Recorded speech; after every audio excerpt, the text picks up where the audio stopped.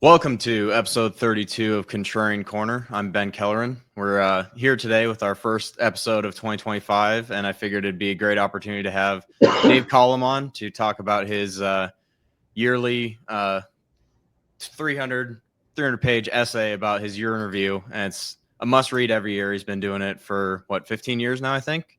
And it's something that I've definitely started to read like clockwork over the last couple of years, but it goes everywhere from financial markets to current events to the so-called conspiracy theories. But it's definitely an interesting read, and I think you guys should check it out if you haven't had time. But Dave, thanks for coming on. Oh, it's my pleasure. I must have seen most of your podcasts. 32, I would have said there must be 5 times that. So I must be catching them with high fidelity. Well, I shoot for one a week basically, and if there's other stuff that comes up, got to kind of adjust that. But I have been kind of surprised at the types of guests I've been able to get on. But it seems like you can talk to a lot of interesting people if you're just willing to hit the record button and post it. So it's like there's a totally different gene there or something. So there's this joke about how when my wife wants to talk to me, she says, "Can we do a podcast?"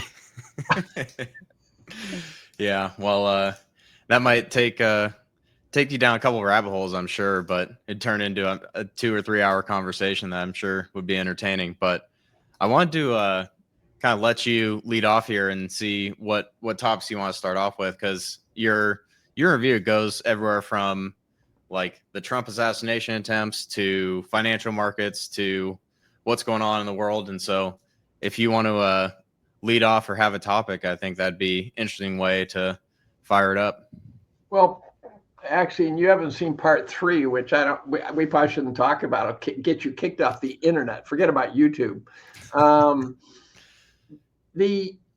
think the topic is your forget about last year are the LA fires. And what's not interesting is how much California fucked up, right? I mean, when I wrote my year in review, I always have these bulleted lists of just crazy shit. And there's actually usually a number of sections where there's just crazy shit. So I just make a bulleted list like climate change, crazy shit, and news, crazy shit.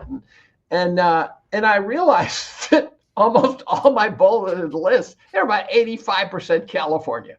And I realized that California is the home of crazy shit. And so the fact that California yet again has screwed up beyond comprehension is not shocking. I actually can defend the reservoir being empty because you got to repair it at some point, and you don't want to be repairing it when the snow melt is trying to fill it. So you got to repair it before the snow melt. And so this might be the perfect time to repair that reservoir. So I think that Newsom. The silver lining of the fires might be that Newsom has been taken out at the kneecaps. That would be good news. Well, that's what I was saying to a buddy is like he was kind of the heir apparent for the Democrats in 2028 for the presidential election. Now he kind of is damaged goods. Apparent. Yeah, exactly.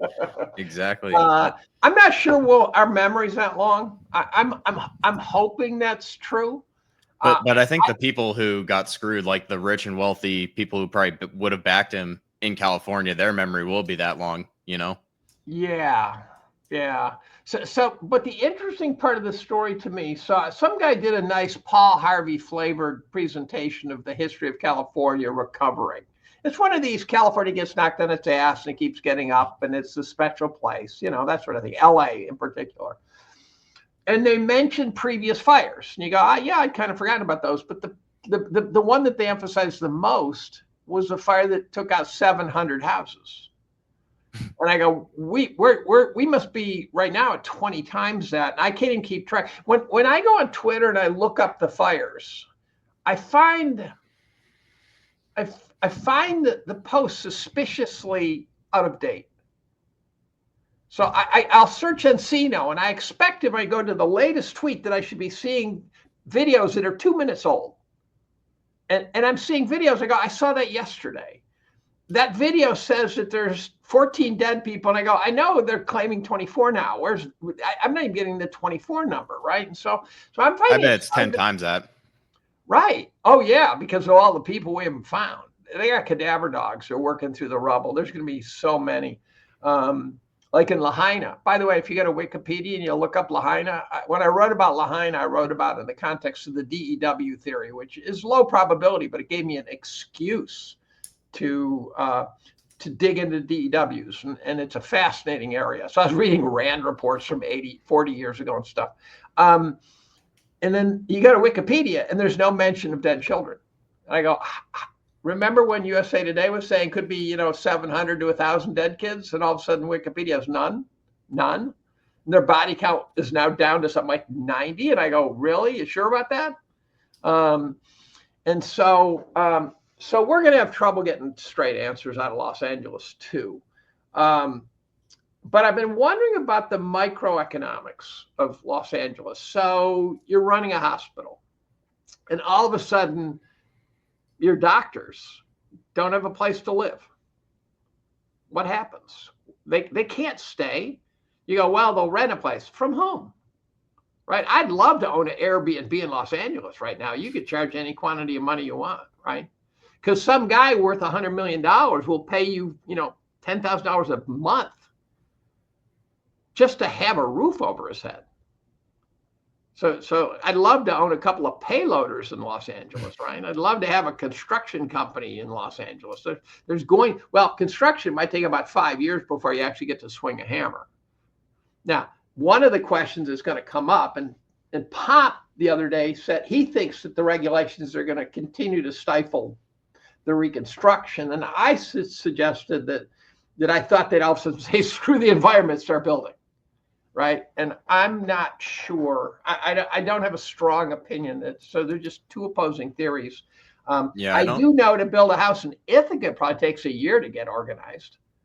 Yeah. On the California thing, I don't think there's going to be some political change where California suddenly starts to turn red or purple.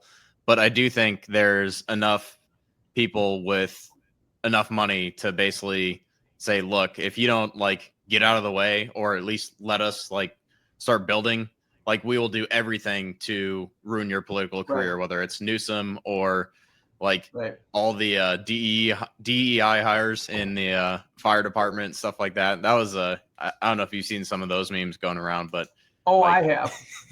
There isn't even strong evidence that represents that actually caused any problems. What it does is, well, they're just figureheads. Well, they're just figureheads. And I've heard, for example, that the head of the whole operation doesn't know how to drive a fire truck, right? And it strikes me that somehow the person running the operation should, if you own a construction company, you probably ought to have swung a hammer at some point.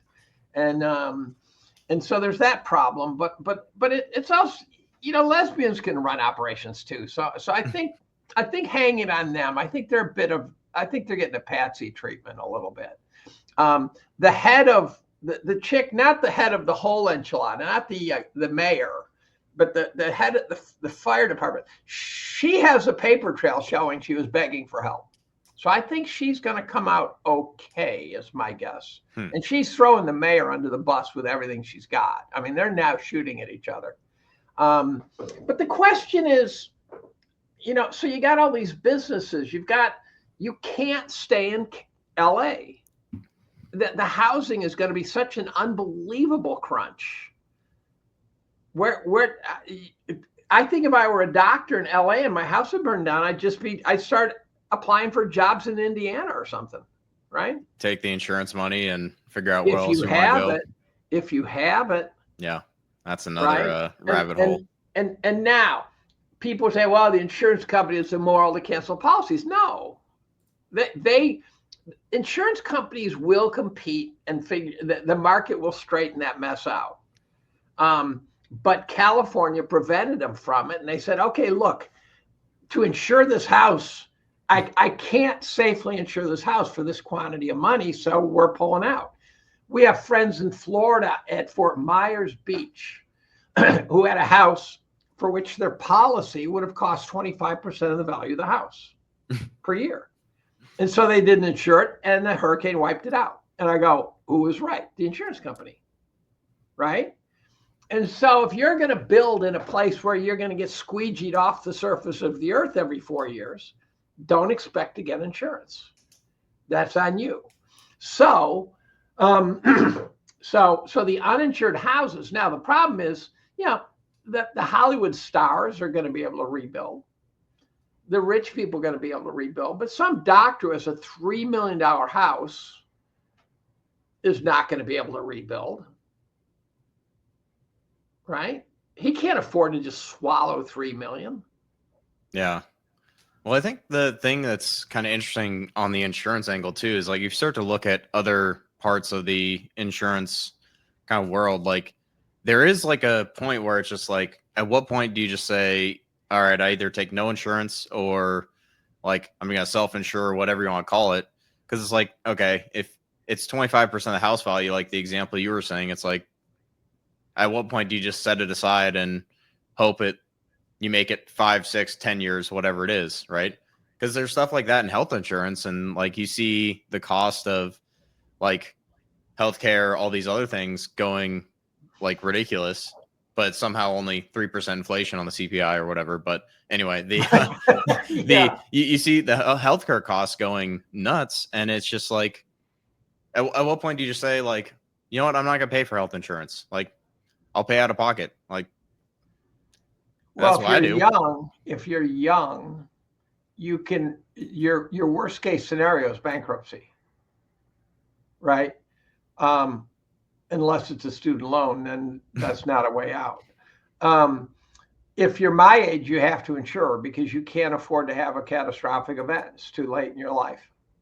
And so the boomers really, if they're going without insurance that could destroy them, they're playing Russian roulette. My dad once said, he said, only insure those things you can't afford to pay for. So if you buy a microwave, don't get the policy to protect the microwave at Best Buy, right? Yeah, don't get the Apple iPhone care. Yeah, exactly. Because they're making money off that, right? Yeah. So you say, look, my worst case scenario is I have to buy a phone. But at the same time, if my house burned down, that would hurt. And so I keep that insured. Yeah. Well, I think it's tough too, because you look at kind of what's happening where, like, whether it's insurance or the financial system, and this is kind of something I've been starting to think about a little more, is like, at what point does it become too much of a drag on the system? Like, is healthcare at 20% of GDP, like, and the financial system at whatever it is? Like, at what point is the parasite like kill the host, Because the parasite in the healthcare system is in part, there's a couple things. One is, one could argue that doctors are not entitled to the quantities of money they're making, although I could be really missing an important point. If you're a GP, you're not getting stinking rich, right? But there are doctors. My wife had a neck surgery done, hour and 45 minutes. He said it was just pretty straightforward surgery. His cost, not the hospital cost, not the anesthesia, just his personal cost was $26,000. That's a pretty good hourly wage right there. Yeah, no kidding. And so is he really entitled to that? And somehow the system, our insurance paid so he can charge it. And they just pass that along to us. And so, and then the second problem is that the healthcare system is being bought up by private equity. And my hatred of private equity is it continues to soar because they insert themselves between the customer and the business. They want to get a huge payout. They destroy the companies that they buy with about a 50% probability of bankruptcy. And so, as I've said many times now, when it's profitable to buy a business, gut it of its assets, load it with debt, pay yourself a big payout, sell it into the open market, into bankruptcy, monetary policy's too loose. That should not be profitable. And therefore, the Fed's fucked up. Yeah. Well, I think it kind of goes back to like all this stuff really got out of control after 2008 and all the stuff going on there. I think that we would have been better off if they had just let hung people out to dry and said, you know what, like it's going to crash and burn. Like we're going to basically like let these banks blow up, let the insurance companies blow up, let it all go tits up. But now they've kind of created, I think this is one of the things too, where you see like, oh, all that money printing or all that stimulus, whatever you want to call it, that's going to create inflation. And it's like, well, I if hate the you, name stimulus. Stimulus is such a whitewash of I know, bailout. but basically, right? You look at inflation. People are wondering why inflation didn't happen. I'm like, well, did you look at asset prices? Because I think if you really want to, and bond prices. yeah, if One you time really I got in wanted an to, argument with a famous guy, and I said the low interest rates were a sign of inflation. He said, that's just total crap. What are you talking about? I said, because the bonds are being bid up by the excess liquidity. yeah. Well, I think that's part of it too. Is like if you really wanted to have an accurate gauge of inflation, there would be some chunk of that would be like S&P equities, bonds, real estate, like where it's not like, oh, we measure real estate through owner's equivalent rent or some bullshit, right? Which is that's not just some bullshit, it's the epitome of bullshit. Yeah, for sure. But one of the things, if we can redirect here a little bit, I've been kind of writing up my kind of 2025 predictions post. I finished the first couple of parts, and one of the things I think we're watching right now is basically like I titled it the vibe shift for all the stuff that's like non-financial markets related. Who invented Because the term vibe shift? Pomp and Pomp used that. It might be Walter Kern. I'm not sure, but I think Walter is where I first heard it, but it's a great phrase. Yeah, but like I kind of talked about a bunch of different topics, and all these things kind of interconnect to some level, and then tie back to financial markets as well. But like you have like the shifting Overton window, which is like shifting quickly on a whole bunch of topics, whether it's immigration, like we saw with the H-1B visa blow up a couple weeks ago, or like media decline, or some of these things like the health topics, like when you have Mel Gibson going on the Joe Rogan podcast talking about his buddies who like, oh yeah, they had cancer and then they started treating with ivermectin and fenbendazole. And Did like, Mel seem mentally stable to you? He seemed like he was right on the edge to me. I mean, and I know he's famous for going off the edge, but I thought he'd been demonized. But I watched him in that, and he really seemed twitchy. Maybe. I mean, it's hard for me to judge because I listen to all my podcasts on 2x speed, so that probably doesn't help. Yeah, right. But exactly. But as far as like what he was saying and some of the stuff that he was talking about, like it seemed like he was pretty much like he's not going to pretend to be perfect, but some of the topics he was talking about, I think, are topics that are going to be discussed more and more. Oh, I don't say he was wrong. He just looked like a guy who was on sort of his own personal edge. If you listen to it at normal speed, it would still sound like you're at 1.5 speed. Okay. And I suffer from that too. And I've assured people I'm not a meth head. But the other thing is, and I'm only partway through it, and I do want to finish it.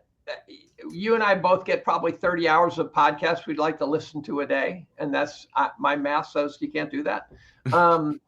And at the same time, they talked. Mel kept bringing up the torture of people and stuff, and Rogan wasn't biting on it. Oh yeah, so he didn't bite at all on like the human sacrifice or the abortion that's right. stuff. And Rogan kept Rogan kept sanitizing it by talking about things that were not where Mel was going. This is what part 3 is for me in my year in review. It's about trafficking, satanic cults. It's the whole enchilada. And Mel was trying to bait Rogan into a discussion, and Rogan wouldn't bite. He kept taking it to stupid whitewash topics. One time I said to Rogan, I mentioned climate change. He said, that's such a deep pit. And then he subsequently went there. But there are topics that I think he does not want to get stuck in for some reason. I don't know why, because he certainly hits some weird ones. Yeah. Well, I think it's tough too when you have that kind of audience where like like I was saying, like you have the media decline. He effectively has more viewers and more power now than some of the 3-letter news agencies of 10 or Oh, 20 way years ago. more, way more. Yeah. Yeah. I mean, you can combine their influence. He beats them, right? Yeah.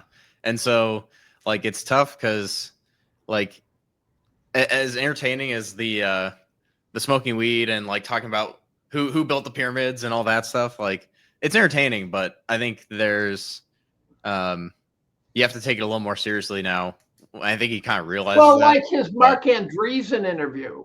Andreesen was knowingly dropping bombs. yeah, yeah. And when he starts talking, when he starts going into the horror and the detail of debanking, that wasn't a casual discussion. Andreesen showed up in that show to drop those bombs, I think. Oh yeah, he definitely had an agenda there. So yep. But it is interesting to watch when you see because I watched for I don't know a little bit 5 or 6 years ago. Eventually, it was like kind of the same deal where it's like pyramids, conspiracies, all this stuff, and it's like I can only do so much of that. But now it's kind of turned into a little more of the geopolitics, current events, like famous people, and it's pretty interesting to see because you have like all these events going on. It seems like it's accelerating and speeding up.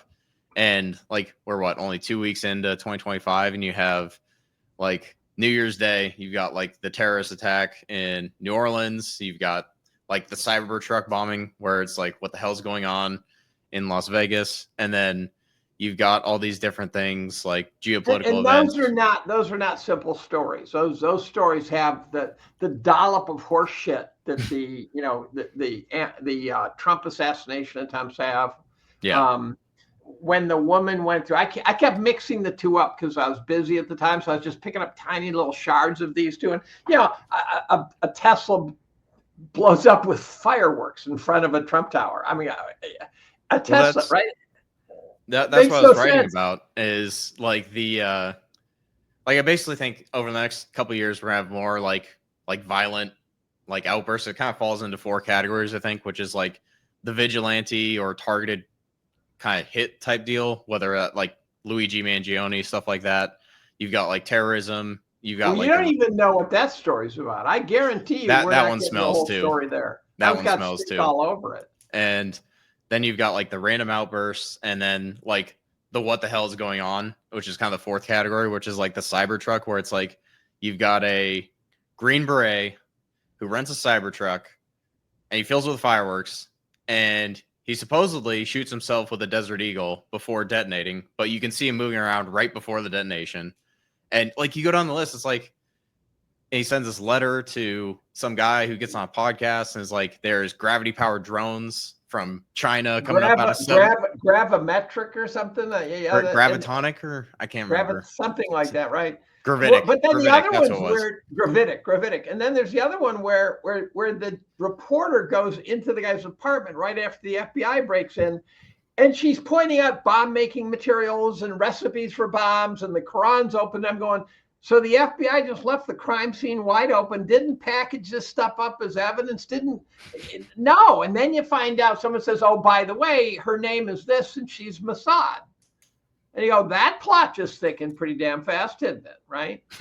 Well, if you go down the rabbit hole of Mossad and terrorist attacks in the U.S., that'll start cooking real quick. But that'll cook real quick. By the way, I was told by Canadian intelligence, he says, you're not going to understand. You're not. So I've got this sort of gag order on myself on Israel, Gaza. And it's not that I won't talk about it. It's that I won't pass judgment on the two. And in part, it's just self-preservation. I mean, I'm on a university campus. I stick my head up and form an opinion on who's right and who's wrong. I'm going to get my head blown off by one of the two sides. And so I don't do that. But I will say things like, Israel's kind of losing the optics war, right? But they might have said, look, we're going to lose the optics war, but this is what we got to do. I just don't know. It's way, way beyond my pay scale to be able to pass judgment. It doesn't look good. But what I will say is, by the way, there is no terrorist event like October 7th, where the country for which the event occurred doesn't embellish the story. There's no chance they're just saying, oh, just the facts. No chance. The fatality, everything. You can't believe anything you heard. I believe the event occurred, but the details are going to be optimized, right? They're absolutely going to be optimized. And so we're going to get, as soon as the event occurs, the propaganda is going to be rich from every side. And so you can't believe the bullshit. And they're all bullshitting us. Yeah. And so this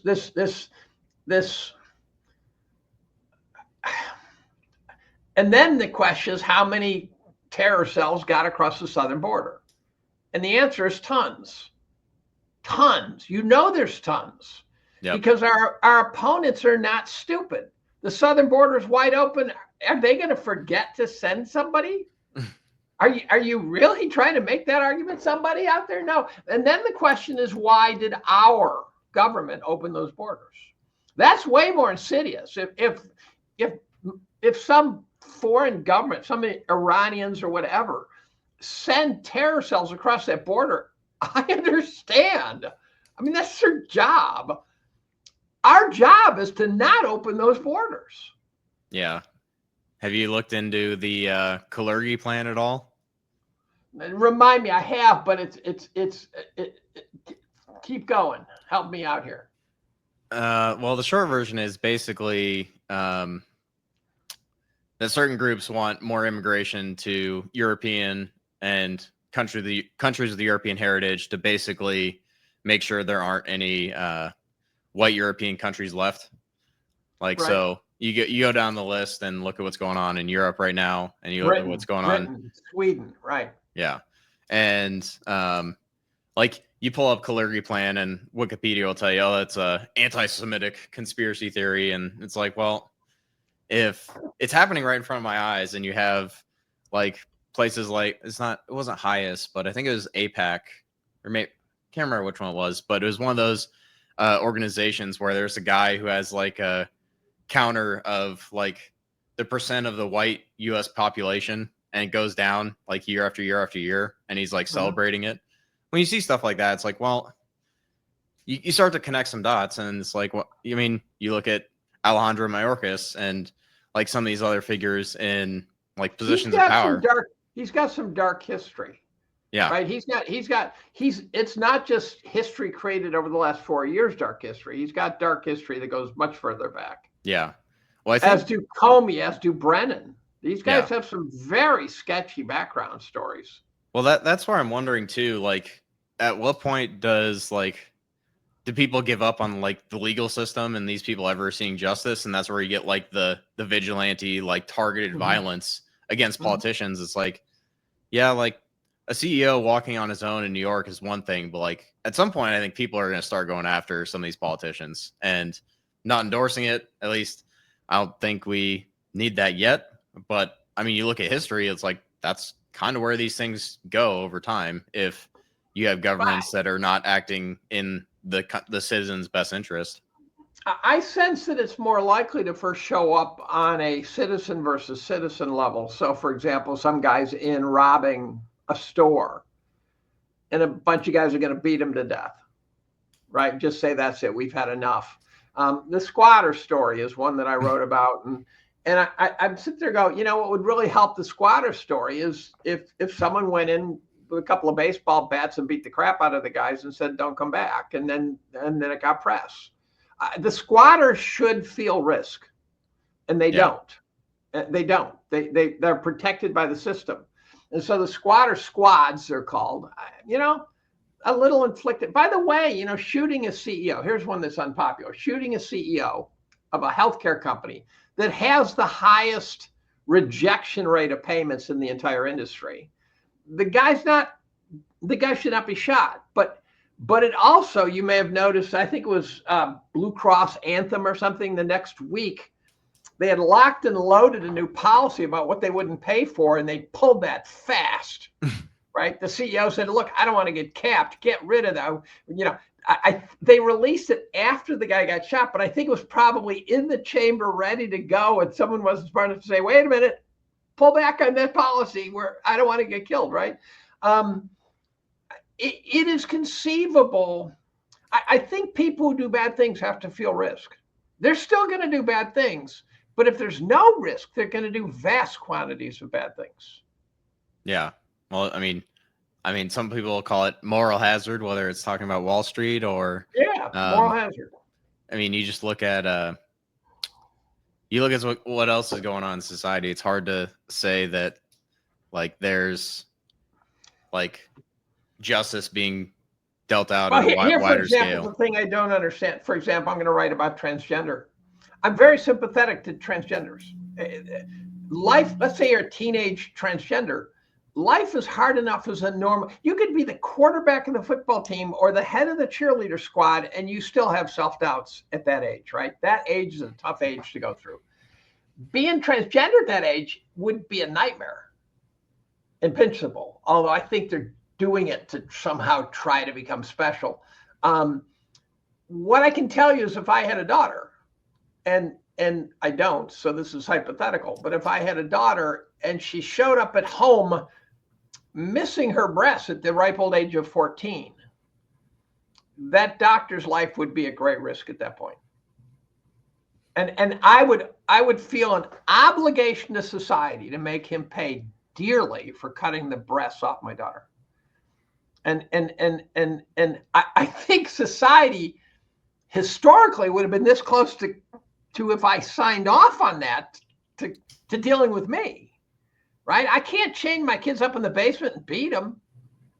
I don't see how I'm allowed to cut their tits off, right? That strikes me. Now, here's a medical community. They have degrees in medicine, and they're doing this. Yeah, so much for do no harm. If you're a doctor and you're in that world and you're signing off, you can eat shit and die, as far as I'm concerned. You are a bad person. If you want to do transgender on some 30-year-old person, when it first showed up, I was a kid. It was in Sweden or Northern Europe. And they'd send the guys through like 2 years of, wear a dress, do this, psychotherapy. And they'd say, okay, this person is a good candidate. And then they do it. Now it's like a half-hour meeting with a psychotherapist. They sign up and boom, you get the injection. And you can get the injection without parental consent as a minor. And I would make somebody pay. And if I didn't, I would be letting society down. I really sincerely believe if the dads of the world dealt with the doctors doing this, I think the doctors would say, I think I'll go back to being an ENT. This is not fun anymore. Well, I mean, if I was on the jury, it's not guilty. So. Oh yeah, I'd hang that jury so fast. Jury, there's no chance I would convict that guy. By the way, there's one of Malcolm Gladwell's books. They talk about culture of honor. The Hatfields and McCoys are classic, where you diss me, I'll diss you, right? That sort of thing. And it's regional, and it tends to track the Irish, for example. And it's regional, goes down the Appalachians in the South, and they've studied it, shit like that. And at one point, he describes a case where a couple of guys were ragging on a guy at a gas station. And he pulls out a gun and blows him away, and the jury acquitted him. And when the jurors were asked, why did you acquit him? He pulled out a gun and shot him. And the jury said they should have known better. Right? That's the ultimate in culture of honor.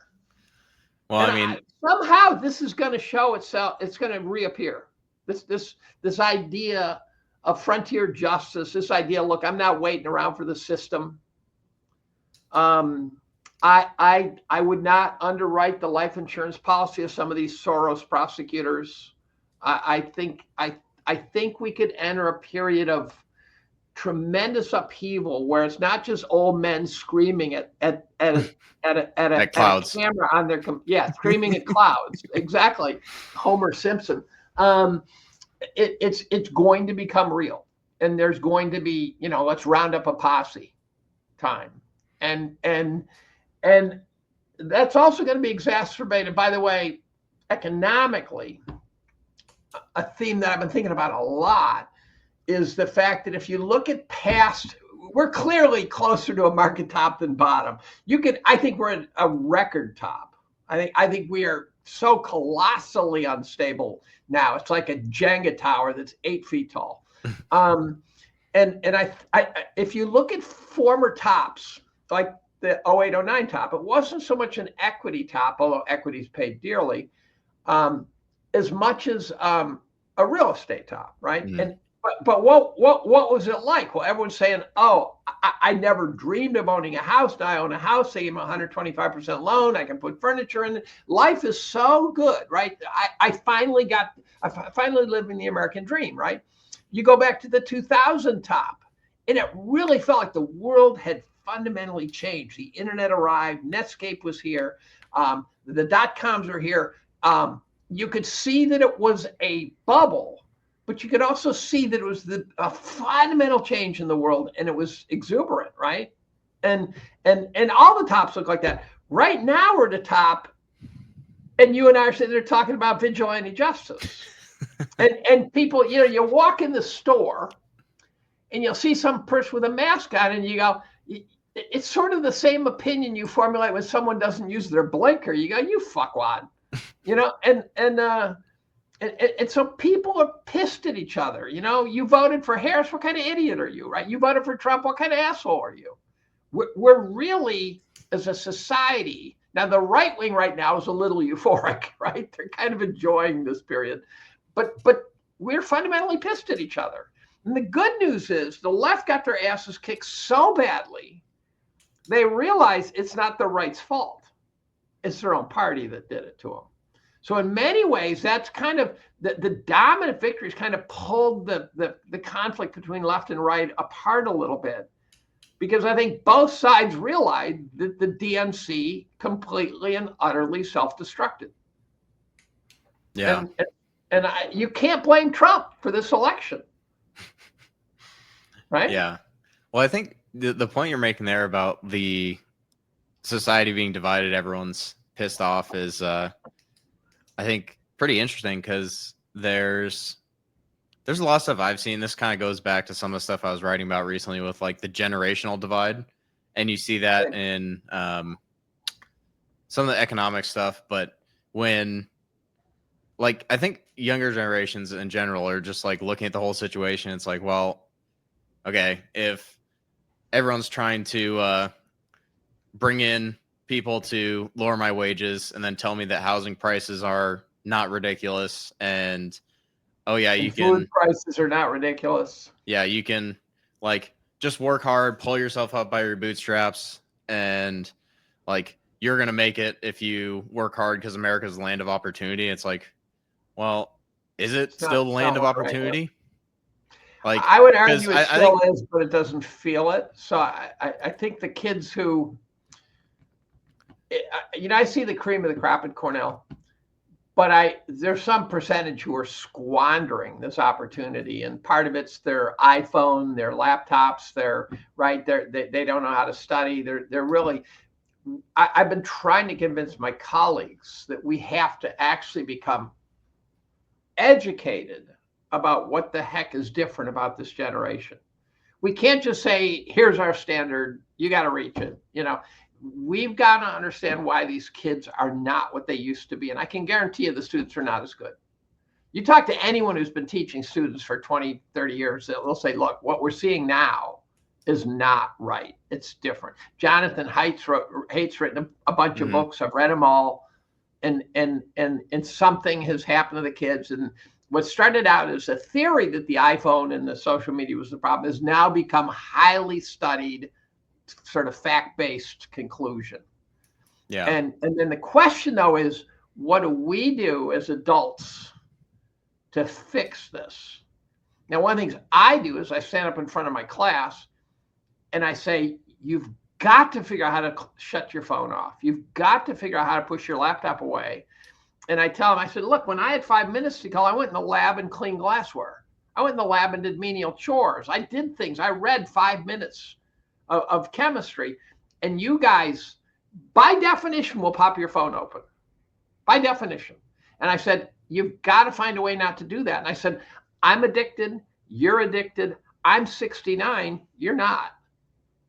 Yeah. So I got my PhD in 2.5 years.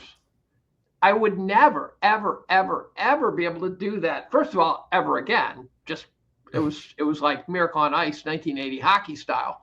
But also I couldn't do it because I'd have a phone and a laptop.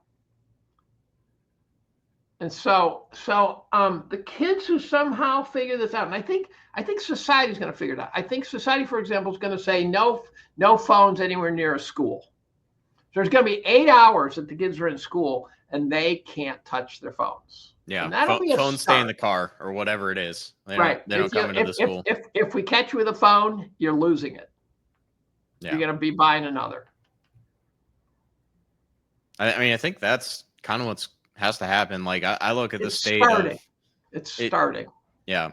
I look at the state of schools and education. It's like I don't have kids yet, but when I start having kids, it's like there's no chance in hell that I'm like I'll be homeschooling. Like there's no way I'm sending them to other people to like be educated. That requires a commitment.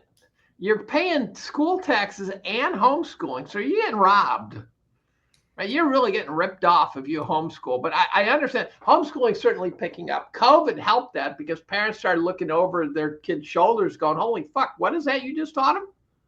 Right? What kind of crappy math is that? Wait a minute. What's that about transgender shit you're teaching them? Right?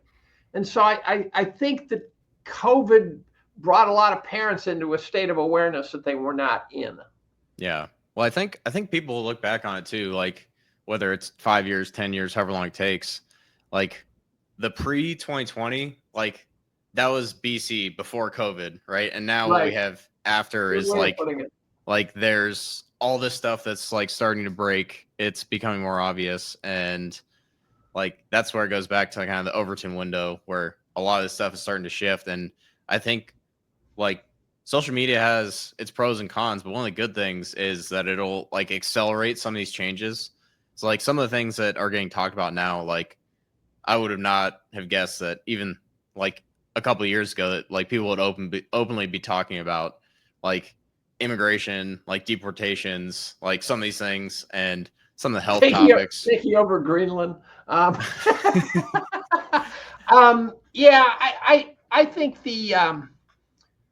think very soon the women in sports issue is going to be resolved. Trans women in sports is going to be. I did a Twitter poll and I said, if ands or buts, should biological men be able to compete in women's sports? 5,000 votes, which on Twitter is a pretty decent sample size, and it was 98.6% no, and 1.4% lunatic.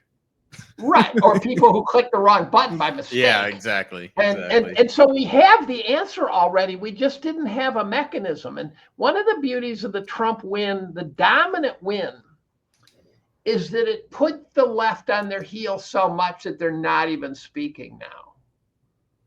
And so I think we not only elected Trump, who may or may not disappoint us, but we also did is we rejected a whole bunch of stupid ideas. And I think it's clear now that people are going, oh, by the way.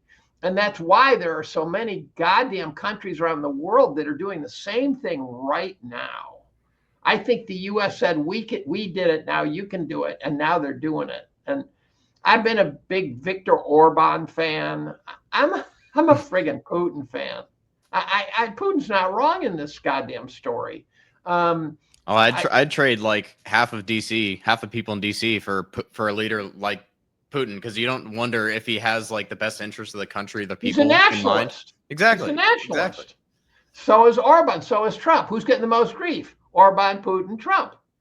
Right. So I want the globalists. I want and then George Soros is going to go to the light, but his son's alive. Who's his son? Mary Huma Abedin. I go, holy shit. I think what I wrote was, I hope that she's in menopause, because if those two should somehow put out a spawn, the entire existence of humanity will be at risk.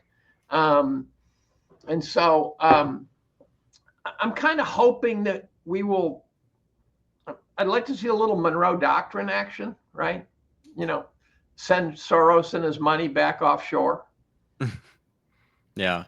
No, that was one of the things I was writing about too, because you see Trump talking about the Panama Canal, talking about Canada, talking about Greenland. It's like, look, I know people are gonna like throw a hissy fit about like potentially like having part of Canada join the U.S. or buying Greenland or making a move on the Panama Canal, which if you look at what China's doing over there, like it's reason to at least pay attention, I guess. Yeah, be concerned. And you look at all this stuff going on, it's like, well, I'd rather have us focus on that than what's going on in Ukraine, like, or what's going on in the Middle East, right? Well, I have this theory that Trump is putting up one of the great smoke screens.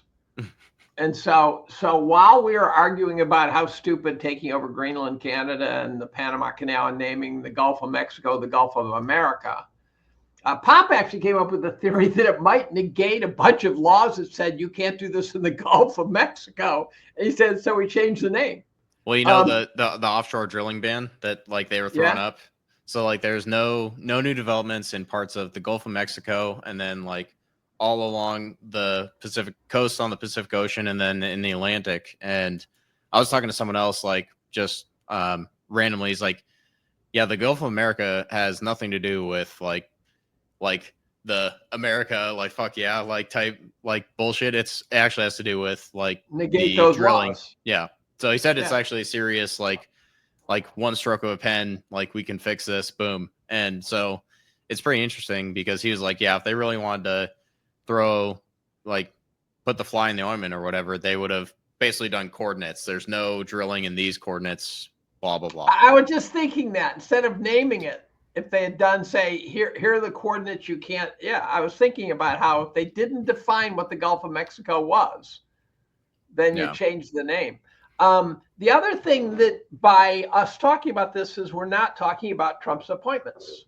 And he can't achieve anything if he doesn't get his appointments. And that provides cover for two groups. One is obviously the pro-Trump group. The other, I keep thinking, is possibly true, is that the Democrats know that Trump's going to get his appointments. And they don't want to be getting beaten to a pulp in public for having lost those battles.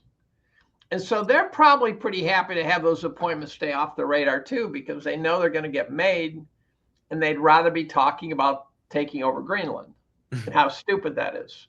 Yeah. And Trump's willing to pretend. So I'm not convinced Greenland wouldn't benefit. I'm still torn as to whether it's a win or a loss for them. If it's a loss for them, they should get to keep Greenland. But they might say, hey, yeah, you know, we'd like to get some welfare out of you. I mean, I don't know what they want, but well, the population is really small. Someone was saying we could make every single citizen a millionaire, and like we'd still come out just fine. Nothing. But yeah, it would cost. It'd be a fraction of the LA fire. Yeah, yeah. Well, I think it's interesting to watch all this stuff going on where, like, you kind of have all these moving pieces. It's really hard to predict like what it's going to look like and have any certainty about what things are going to happen. But going back to Europe, I think one of the things I think this is my kind of longer term prediction. I think it'll probably take less than 5 or 6 years, but I think by 2030, the EU is going to basically break apart.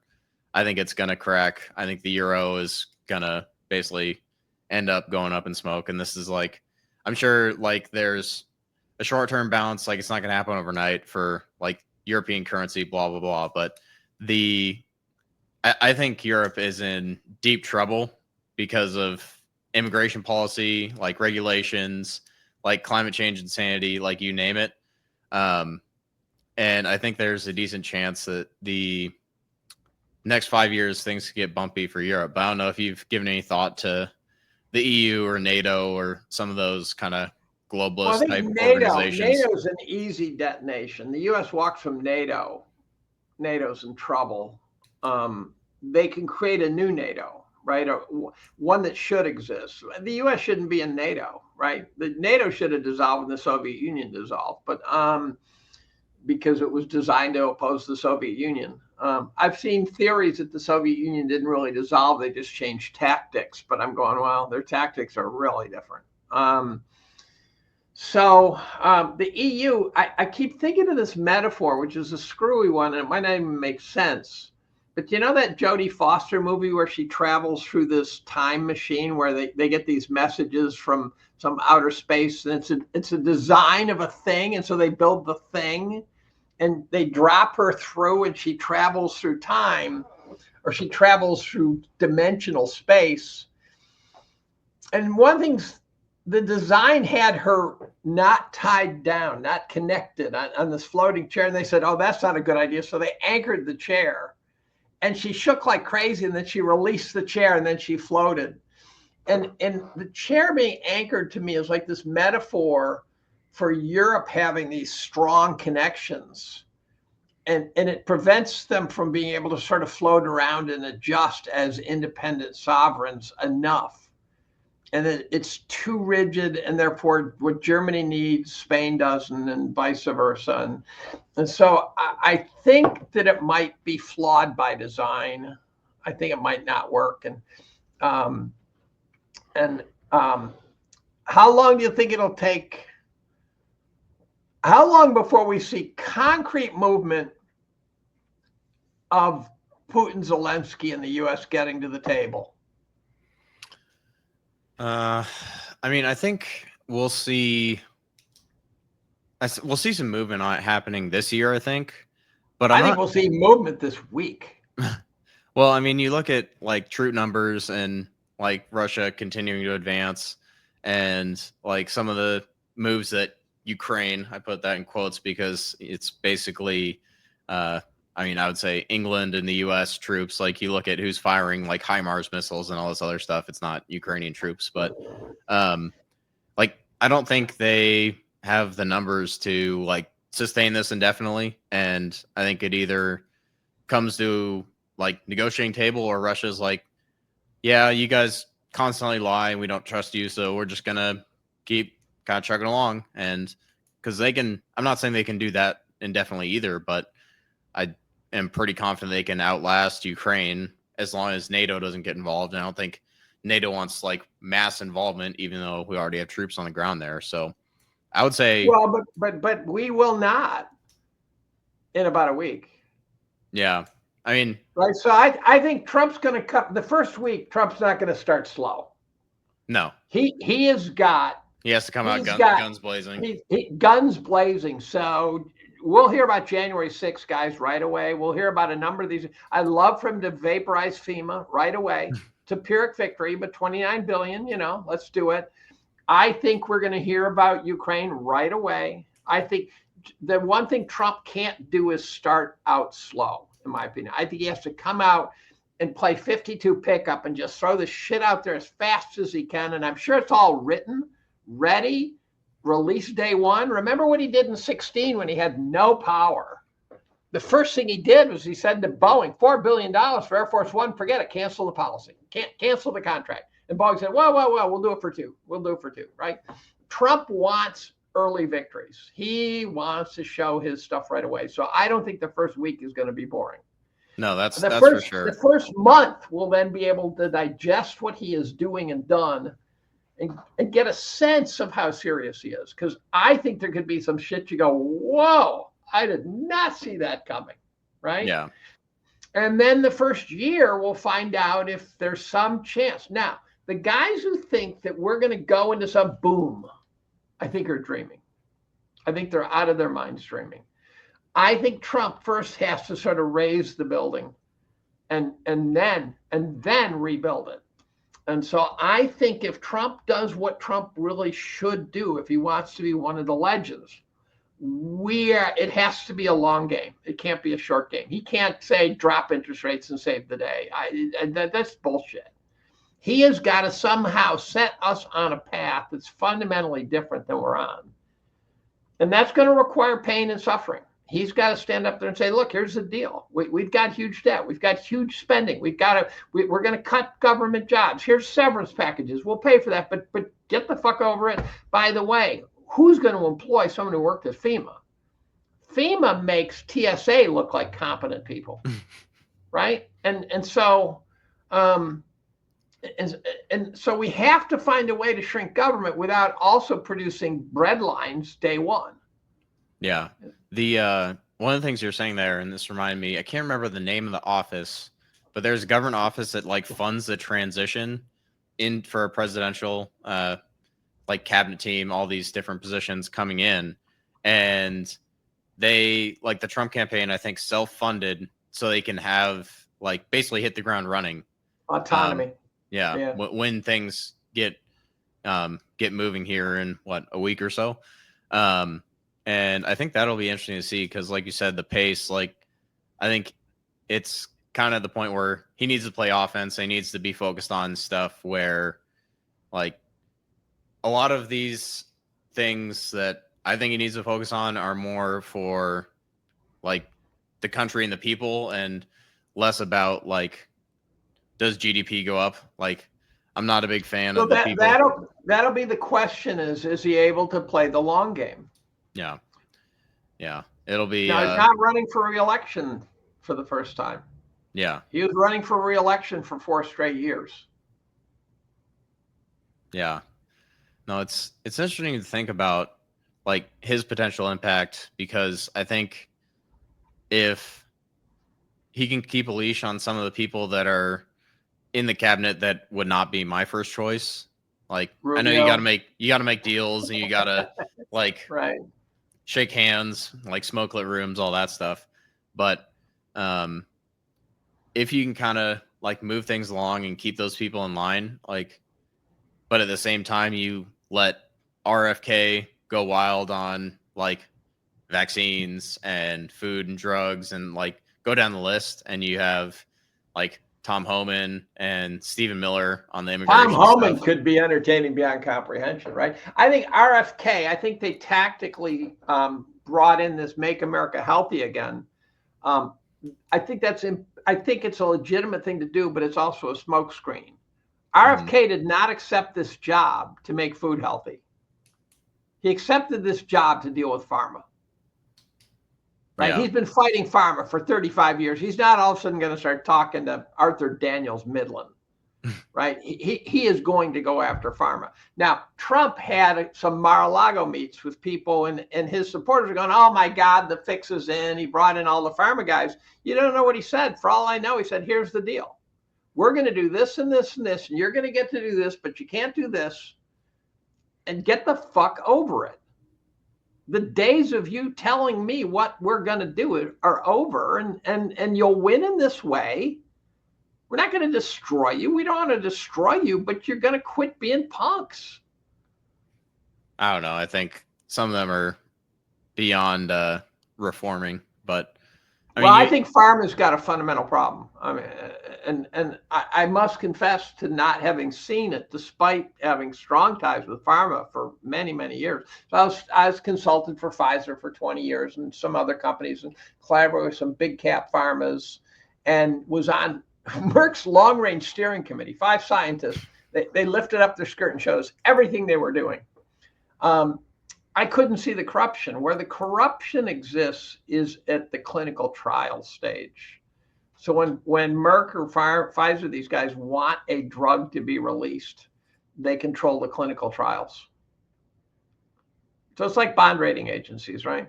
Yeah, that has 2% treasuries, give that a AAA rating, right? Same kind of crap goes on in the FDA now. Didn't used to be. The FDA used to be sort of pharma's pain in the ass, but then they bought them. Yeah, now it's a revolving door between the executive suite. That's right. Yeah.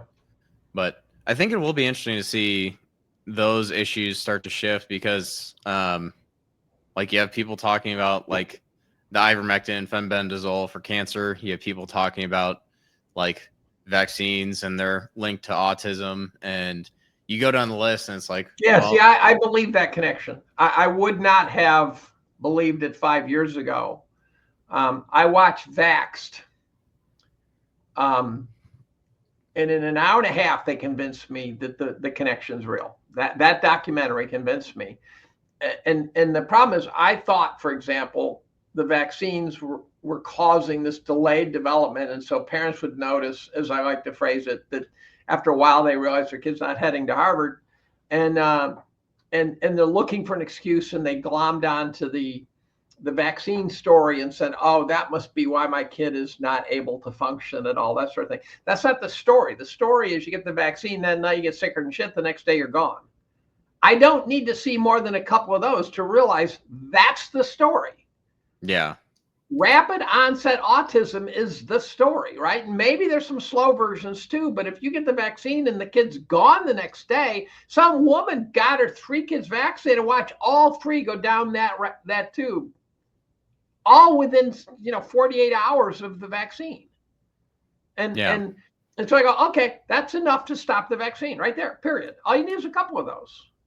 And so then I watch Vax 2 and the vaccine story, I'm never getting another one. Yeah. I don't trust them. By the way, I won't get a flu shot either because you don't know what's in that flu shot now. And I think it might be an mRNA flu shot.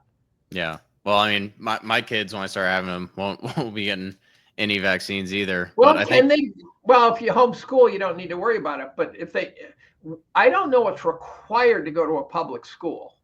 It depends on the state, I think. I think certain states are way more. So you move to a state where they don't care. Yeah. Well, I'm probably not leaving Idaho anytime soon. I'm pretty sure they're pretty good on that. I was going to ask you where you live. Yeah, Idaho probably did. Do you guys even have laws in Idaho? Well, I mean, there are a bunch of reasons I love it here, but it's definitely a good change from Seattle, which is where I was up until a couple of years ago. But the communist state of Seattle. It's the neighborhood I grew up in is quickly becoming like East New Delhi, basically. With like, so do you have a day job, or are you now full time something or other? No, full time doing the Substack, writing, listening to podcasts, doing all this stuff. And is it now sort of a sustainable level of cash flow and stuff like that? It is getting close. It's basically like the number of subscribers over the last like 12 months for the Substack is up like 10 times, but the paid subscribers is grown like pretty significantly, but it's still like, I would say, like give it 6 months, there'll be enough cash coming in to pay the bills is what I would guess. Okay. So, and I have a son who's a musician, so I'm sympathetic. He is paid less than our graduate students are paid stipends. So, and they bitch about their stipend. I go, you're paid the average salary of a person in Ithaca to go to grad school, which will get you a job that pays twice as much money, right? You got to stop whining here, right? You're not an oppressed group. Yeah. Well, I'm hoping I can avoid going back into public accounting or anything like that, because that was a nightmare with some of the work hours and stories people I was working for, some of the DEI stuff. But that's maybe a good transition into one of the other things I was writing about recently, which is like the death of DEI. I think that's already starting to show signs that we already hit the peak maybe a couple of years ago. But I think this whole like idea that diversity is our strength is basically a crock of shit. And like you look at what's happened in America over the last, like, call it 60 years. I think it's pretty obvious that it's not like turned into some multicultural paradise. But I don't know if you have any thoughts on where DEI might be headed, or if people are going to double down on that. But I think that's kind of an interesting development that has started to happen over the last year or two. Well, there's layers of that onion. I mean, on some extreme, there's drag queens in elementary schools, right? And hopefully that all goes, right? 100% gone, vaporize it, pink mist, right? And then there's affirmative action where you say, look, your job is to make sure you've shaken the tree enough and you've looked at candidates who would be considered unconventional candidates. In our department, for example, we of course obviously have to do that. To the best of my knowledge, we have never made an offer to to someone to be an assistant professor in which we knowingly lowered the bar. Our job is to affirmatively try to go find unconventional candidates, which, by the way, I would argue Cornell chemistry is possibly the best junior faculty hiring department in the country. I think we do an unbelievable job. We're very thorough in our analysis. And well, you're better than UW then. I had an econ. I can't remember which. Well, this is Cornell chemistry. I don't know about the rest of UW econ. I had a professor that couldn't speak English. Like it was like.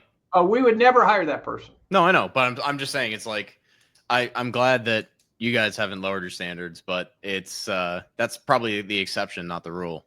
At least that's my guess. It probably is. And what I've done is I've tried to indoctrinate the younger people into saying, look, I'm not going to be here to scream when the time comes. You have to make sure you're not making an appointment to check some box, because if you hire that person, you're going to look up 45 years later and they're still going to be here. And that will you will be making a decision for who's going to occupy this building, who's going to be a colleague of other people who are not yet born. Right? And so don't fall into the trap of hiring someone to check a box today that no one will give you credit for 10 years from now. And if that person sucks, you're going to own it, and you're not going to say, yoo-hoo, yeah, but at least they're, checkerboard flavored, whatever, no one's going to care, especially because the imbalance problem, if it's a problem, is going to get solved organically, right? There's more women going through college now than men.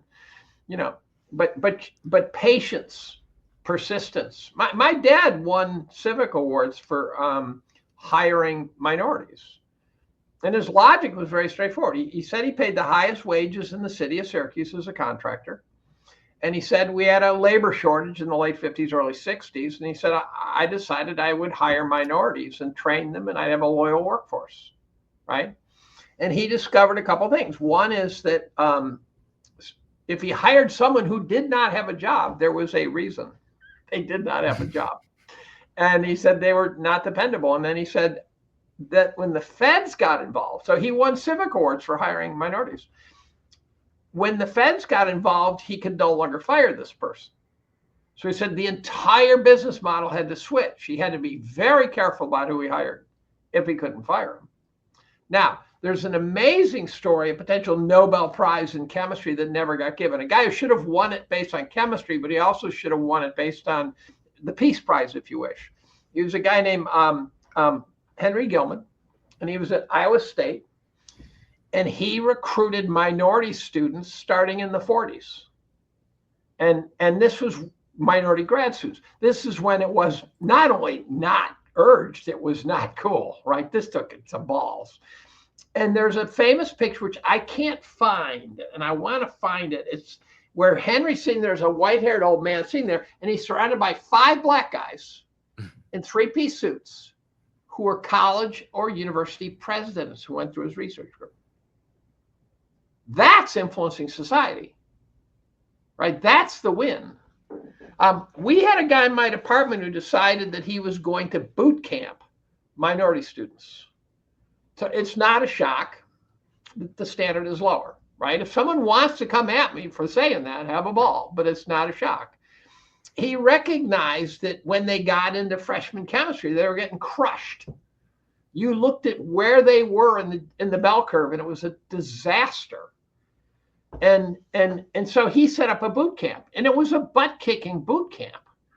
But he kind of played into the look, if you do what I tell you, I don't know if he explicitly said, but you can kind of beat the white kids if you get tactically good. And he did it. And he had these kids winning, and these guys are going, we can beat these kids on their home field.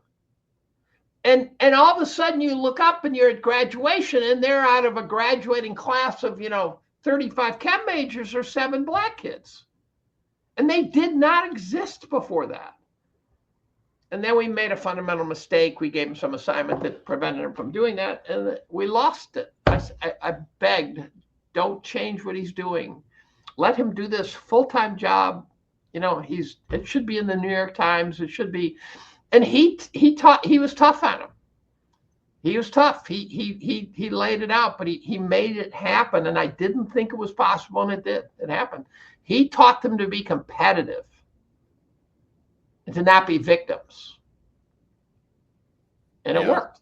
There's a lot of people that are willing to play the victim game nowadays, and it seems. But I think the blacks are tired of being told they're victims. So in the 16 election, I didn't think Trump was going to win, but I saw something happening. And I have a paragraph that I wrote, and I mentioned that Jim Brown, the running back, said Trump will be a president of the people. And I'm going, whoa, that's interesting. I watched a black guy do an interview on BET, I think it was, and he was a scary looking bastard. I mean, look like I don't want to run into this guy in an alley, right? And he's saying, forget the messenger. Look at his message. Look at what he's saying. And I get to the end of the interview. I go, who the hell is this guy? And it turns out he was the head of the new Black Panther Party. I go, he just endorsed Trump, right? You got guys like Ice Cube, I think, kind of saying that Trump was a different kind of guy and stuff like that. And so I wrote, this is just a flicker, and it might not even happen, but I think the black community is moving to the right.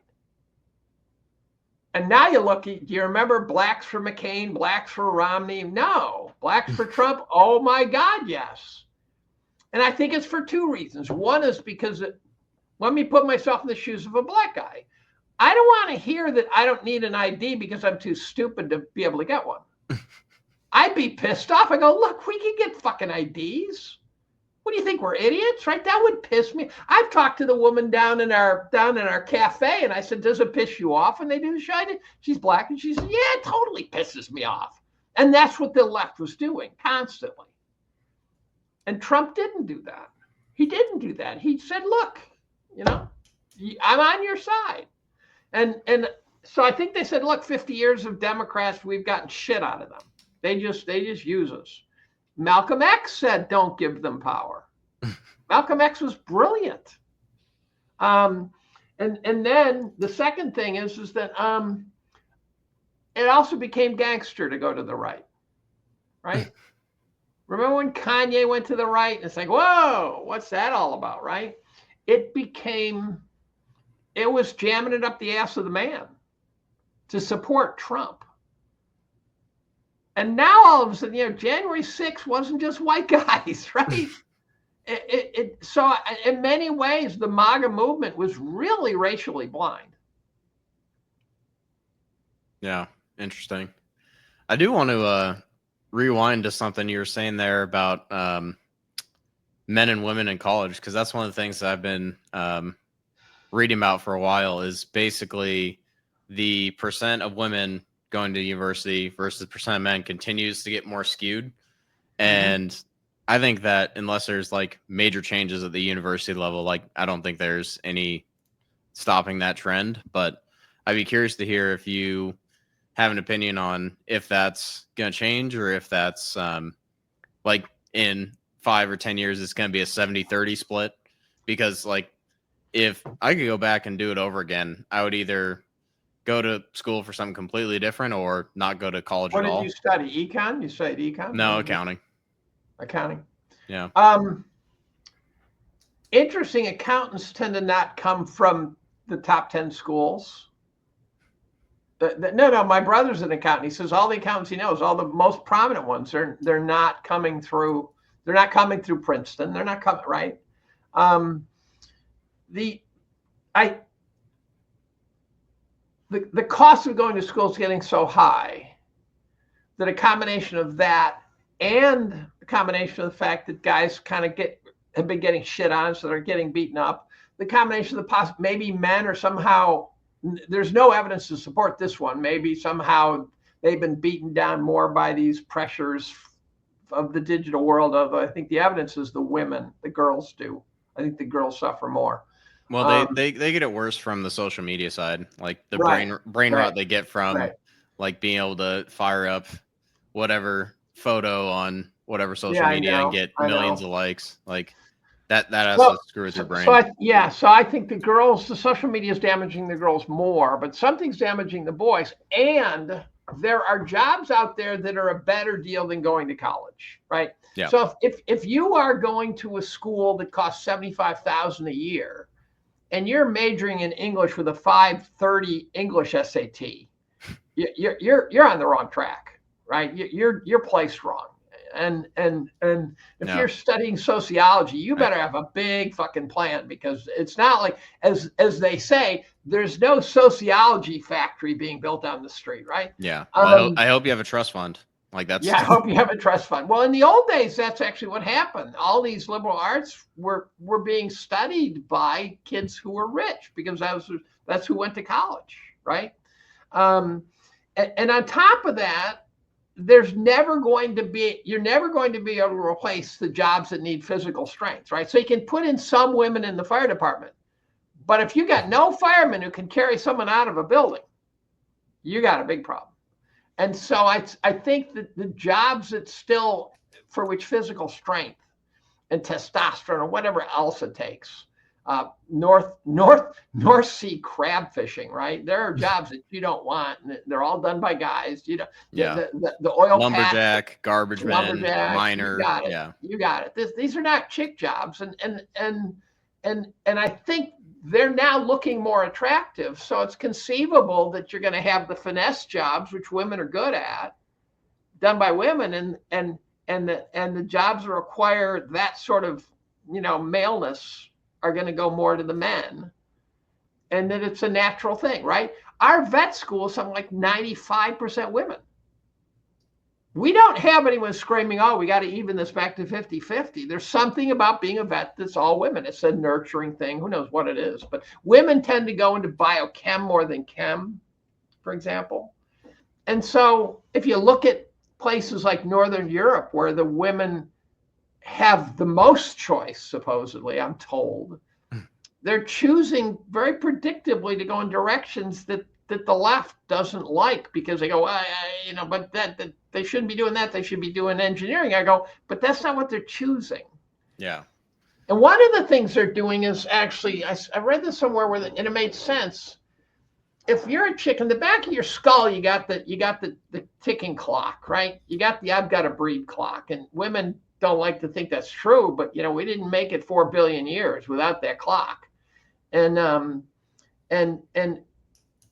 there is this thesis or observation, whatever you call it, that women in the academic world are picking fields that don't move as fast because of sort of this perception that there could be a window where they're distracted by having to raise kids.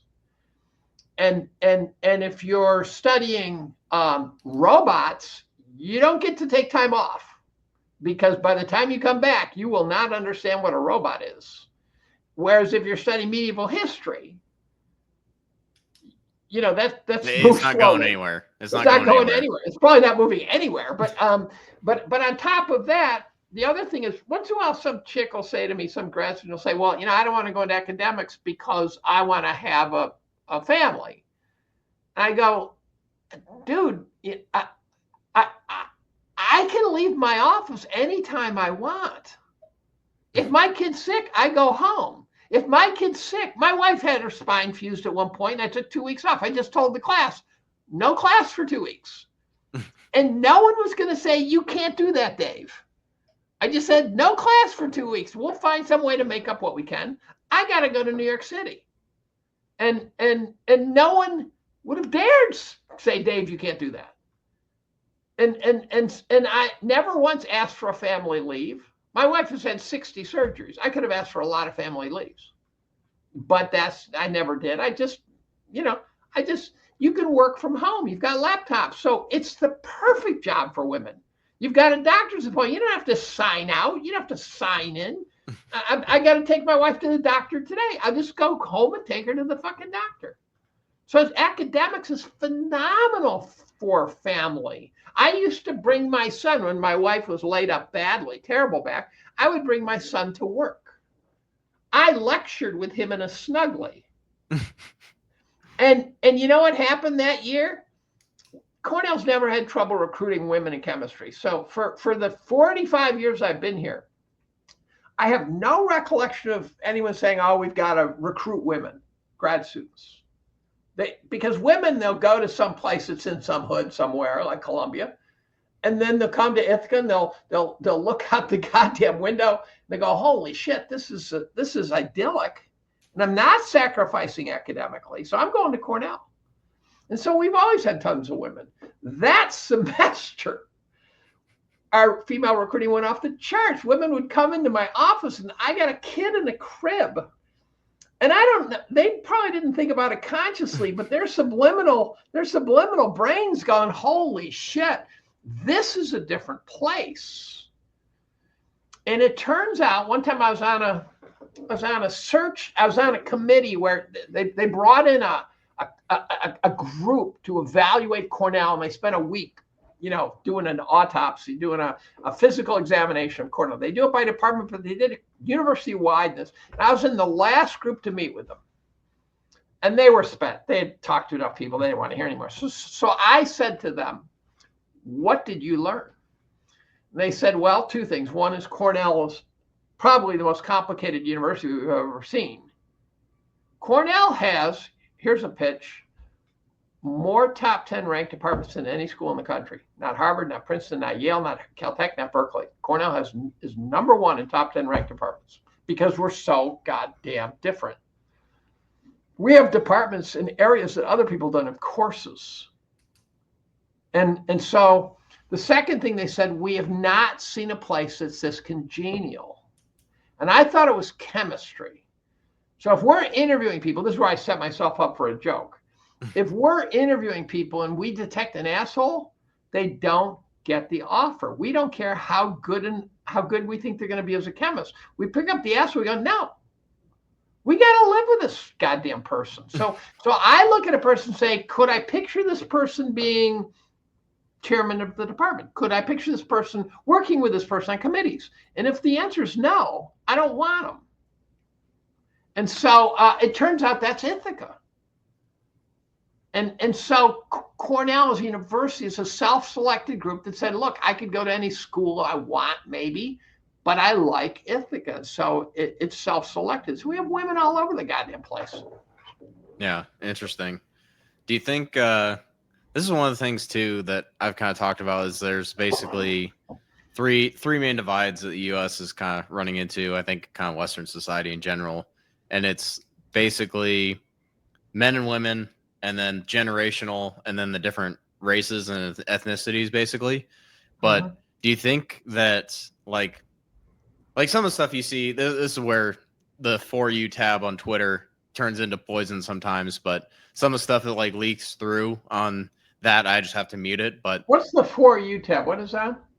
Well, you have like the feed that's like the following, and then the For You, where it's like, oh, the ones that they're recommending something. Yeah, I don't ever look at those. Yeah, well, like when you open it up, sometimes it like defaults to that automatically. So like I'll end up flipping through but that.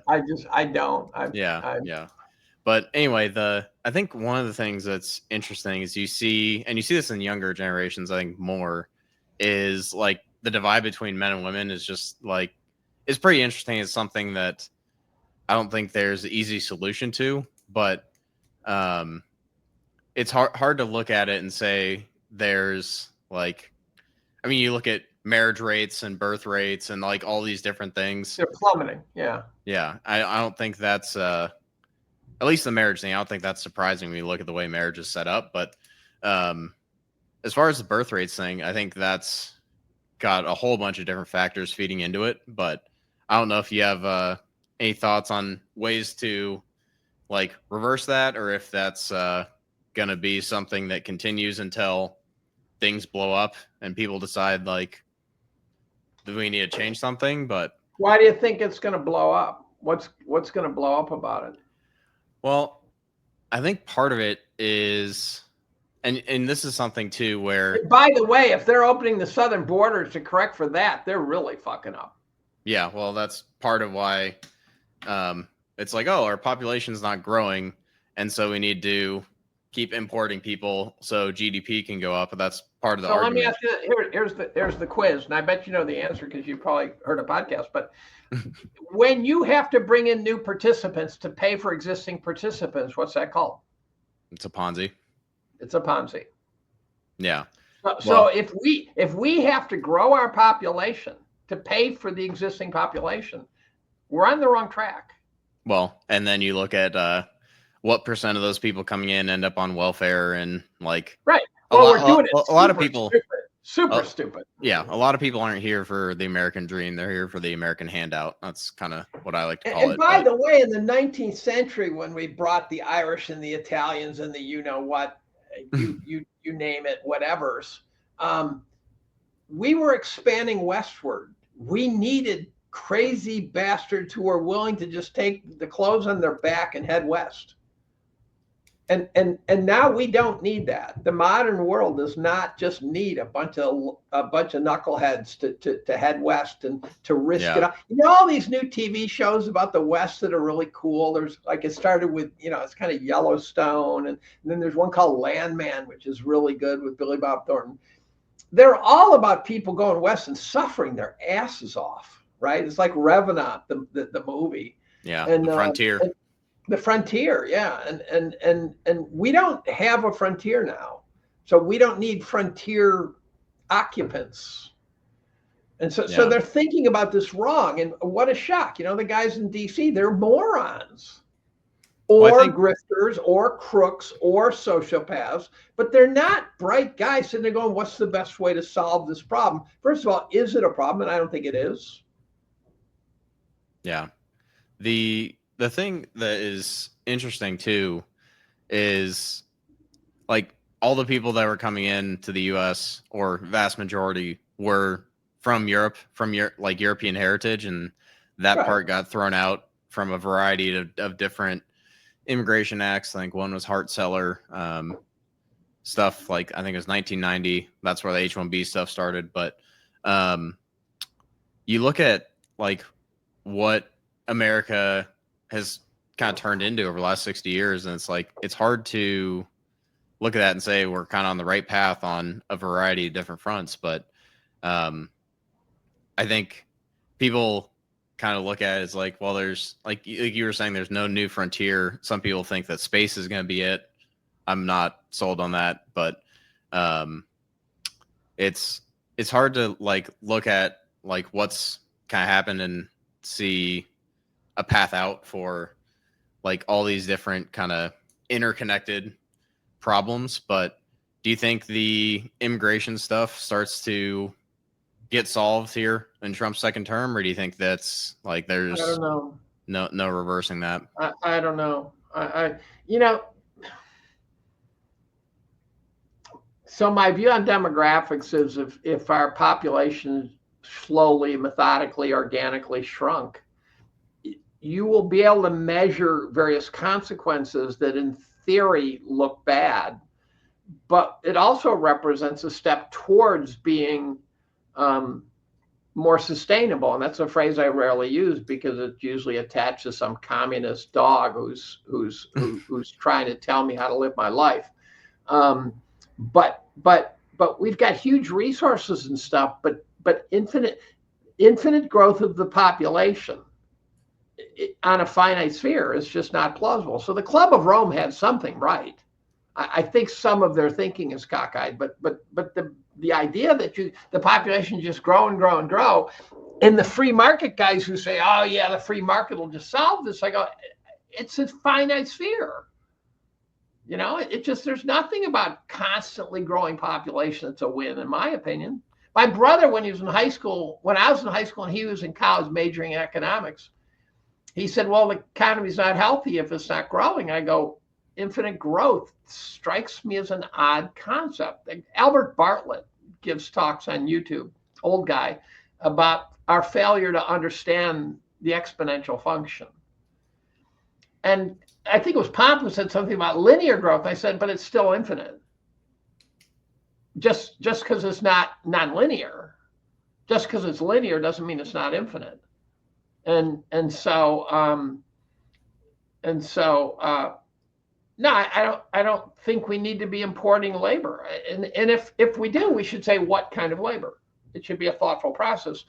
And this is where I can't keep up with the visa debate, because you hear one side say, look, we're bringing in smart guys who have skills. That sounds pretty good to me, right? On the other hand, you're saying, well, we're bringing in smart guys who have skills. It'll drive down the wages of people here who are smart guys who have skills. And I'm going, I'm not sure that's a good argument still. Creative destruction is a good thing as long as it's not too fast. Yeah. And if you don't think creative destruction can be too fast, just bulldoze your house every 3 years and build a better one, and tell me how that worked. So what causes hyper creative destruction? that becomes just destructive? And the answer is loose monetary policy. Yeah. Because if capital's precious, you're going to say, look, we have a generation of tech. We have a generation of structures that we built, Blockbuster Video, whatever. We have to pay off that debt before we bring in the next generation, or we'll eventually go bankrupt. Yeah. Right. And so we can't be generating. If every generation of new tech is incremental, we go from a memory stick that's this long to a memory stick that has a slightly different thing, and therefore we all have to buy new computers. It's not going to work. We're just going to be in this vicious cycle of constant upgrades, right? Our IT guys are constantly upgrading my software. It drives me nuts. Every time I turn around, it's not working because they put in, whatever, operating system 521.1, and now we're at 0.2 and it's fucked up. Right? Can't you just say, look, we're going to kind of work on it, and when we have a really good, serious, the next phone, really it represents a serious step forward, then bring it out, right? Yeah. That sort of thing. So too much capital produces that wild creative destruction, which I don't think is creative. I think it's more destructive. Well, I think it's part of it is too, like you look at a lot of the jobs now that people are coming in for, it's like there's no reason they couldn't do that in their home country. Like for most of the stuff, if it's remote, why is the H-1B like they don't have to come here. So right. So we can already do it abroad. Yeah, but I think part of it too is like a lot of kind of the politicians or like big picture thinkers, like a lot of people just view it as groups of people are just interchangeable economic inputs, and one group from, like, this will be an interesting like example, India or Haiti is like the same as like the groups you'd have here in America, but it's just kind of quite obviously not the case. And if you like ask any guy under 30 like what it's been like trying to get a job at like coming out of college or like in like any white collar field, they'll tell you like exactly what it's been like with some of the DEI stuff and some of the other like trainings and everything else that's gone on. It's not I think so then you'll hear some nitwit economists talk about how the economy's rocking and how unemployment is at a very low level, and I go, everyone I see is struggling to get positions. What are you talking about? Yeah. And the answer, so here's the have you seen this stuff on the fake job postings? Oh, they just put them up, but they don't actually hire. Yeah, it's just so like they can check the box where it's like, oh, we have someone internal in mind, so we need to put up a external job posting, never intending to fill it out. Oh, that's been going on for decades. But it's just that's like, when the regulations say you can't just hire someone based on what you know inside. You've got to do a search because that's how you bring in DEI, right? And so you fake it. You do a search and then you hire the person you want. Yeah. And also they just always have a hook in the water, whether they want to catch a fish or not. And so the jobs numbers were estimated, the pretty recent ones pre-election were estimated to be 3 million jobs off. So what we have is this dashboard on our car, and our tires are deflating, but it says the pressure is 35 pounds. The engine's overheating, but it says the engine's doing fine. We're running out of gas, but it says we got a full tank. So we're getting all these false reads telling us everything's fine. And the individual saying, well, my life sucks, but apparently I'm alone. Apparently everyone else is doing fine, but my life sucks. I went to the store one day and it was Tops. It wasn't an elite store. It was just a grocery store. And I don't know if it was a unique situation, but they had like 6 different kinds of sliced turkey that cost $13.99 for each one. $13.99 for sliced turkey. I know that shit was $4.99, I don't know, 5 years ago. that inflation is crushing people. I can afford the $13.99. I just get pissed off. But 13, I don't know how Joe Sixpack is feeding his kids. Yeah, I think part of it, like, people are getting smart too. This is one of the health topics. I think people are finally starting to figure out some of the like junk that's been put into the food over the past 50, 60 years. I think part of it is like most people are just like, yeah, I'm not going to eat out. Like, no, I don't really feel like going to get a $20 burger for something that they put God knows what in the fries and the seed oils. And I mean, go down the list of all this junk that's in the food. But I think a lot of people, at least from what I've seen, have started to figure out like, look, if you're going to a grocery store, you got to stick with the perimeter. It's like fruit, That's meat. absolutely like, true. The perimeter. If yeah, you do Atkins, eggs, you discover that. milk. You do Atkins, you discover that. Yeah. You can't enter the center of the store with the exception of the mayo. Yeah, there's some spices and seasonings and like condiments maybe, but if you buy food from in the interior lanes of the store, you're going to be eating shit. Yeah. And I think that's part of why like people like obesity has gone crazy over the last like 20 years is like the food is filled with garbage. Like a lot of people don't exercise, and like it's like if you look at what most people eat, like this is the grocery store test where it's like you look at a person, you see what's in their grocery cart, it's like, yeah, I can see that. Like, makes sense. And so here's the nightmare scenario coming. They're now feeding everyone Ozempic and Wegovy or whatever it's called. I did write about that. That was one of the things where it's like we're going to hear more and more about digestive issues, like heart issues, muscle issues, and like, have you seen the pictures of Ozempic face?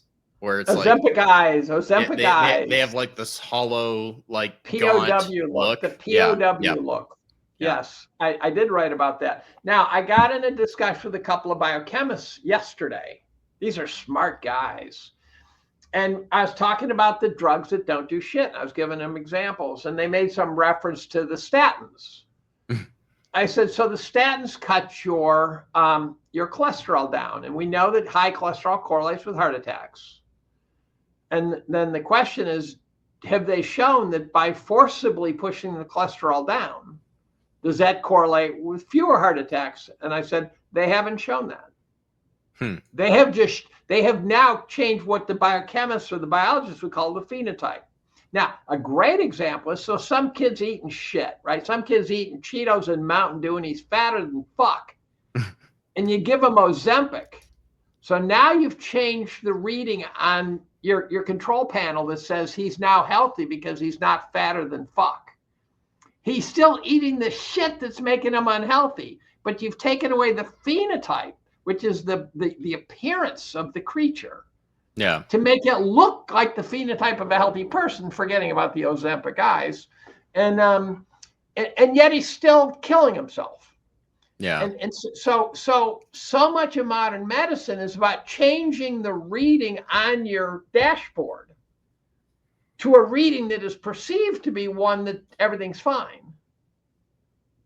It's like saying, okay, you're doing 55 and a 55, everything's cool. I said, is there a reading on your dashboard that says you have no fucking brakes? Right? No.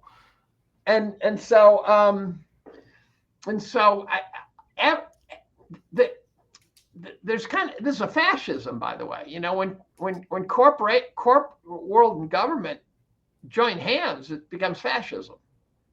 And in the olden days, turn of the century, the government was so small that the captains of industry who had their weaknesses, right? They were happy to use child labor and stuff like that. So I get it. But they paid government officials, they bribed them to stay out of their way. They'd say, don't get in my way. Here, pass some bill, let us do what we want to do. And they do it. Now government's so big, they pay them to give our money to them.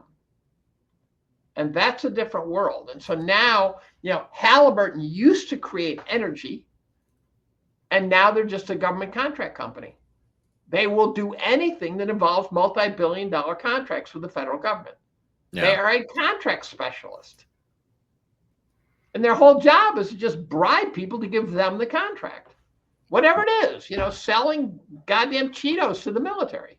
Yeah, or like corn subsidies for some of the agricultural companies, or I mean, go Right. down the list, right? Go down Have the you? list. And so that's the problem with big government. Yeah. Have you seen? You're talking about cholesterol. Have you seen that? I think it was a Harvard med student, but I can't remember. The guy who ate 24 eggs a day every day for a month, and his cholesterol went down. I'm not shocked. Yeah, I haven't seen it.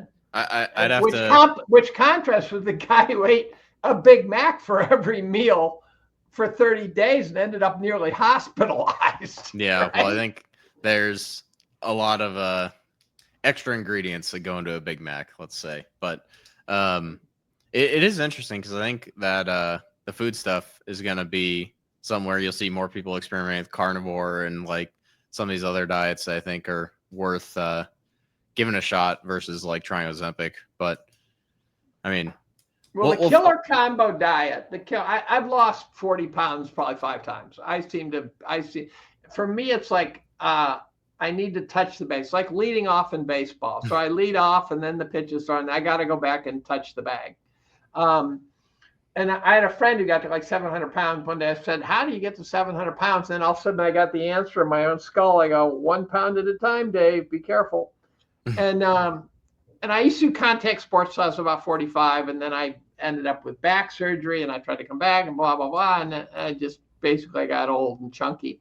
But when I was in college, I invented, not the first to do so, intermittent fasting. So when I was in college, I was a gymnast actually.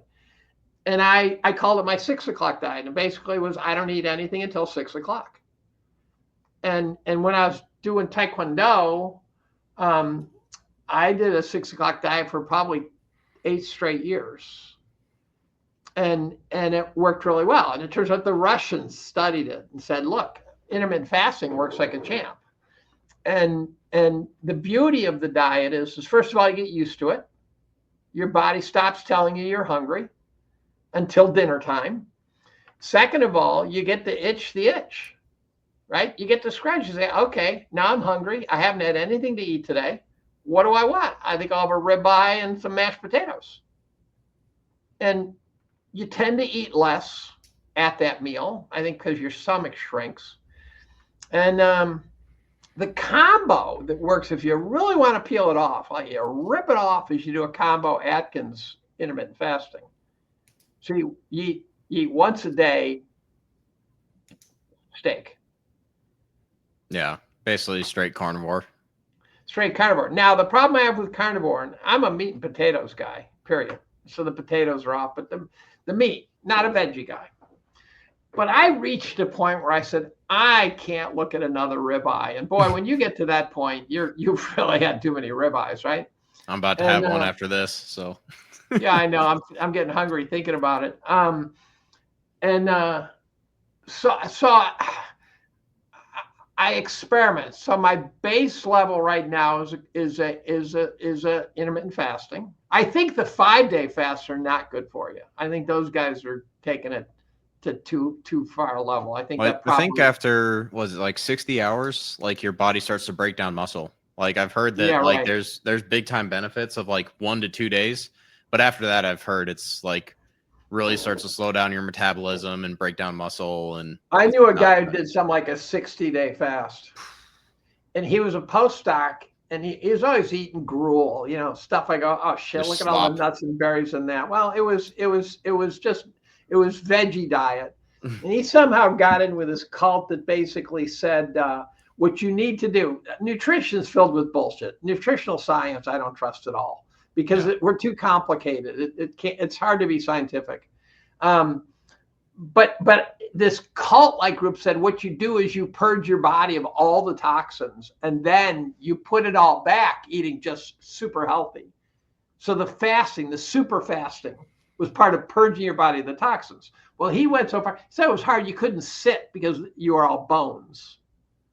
And so he went POW, full POW. And what he didn't read about apparently is like when guys are, shipwrecked or whatever, and they're starving to death, when they get saved, their life expectancy after that's very short. even though they're now eating again and stuff like that, they die soon because everything got chewed up.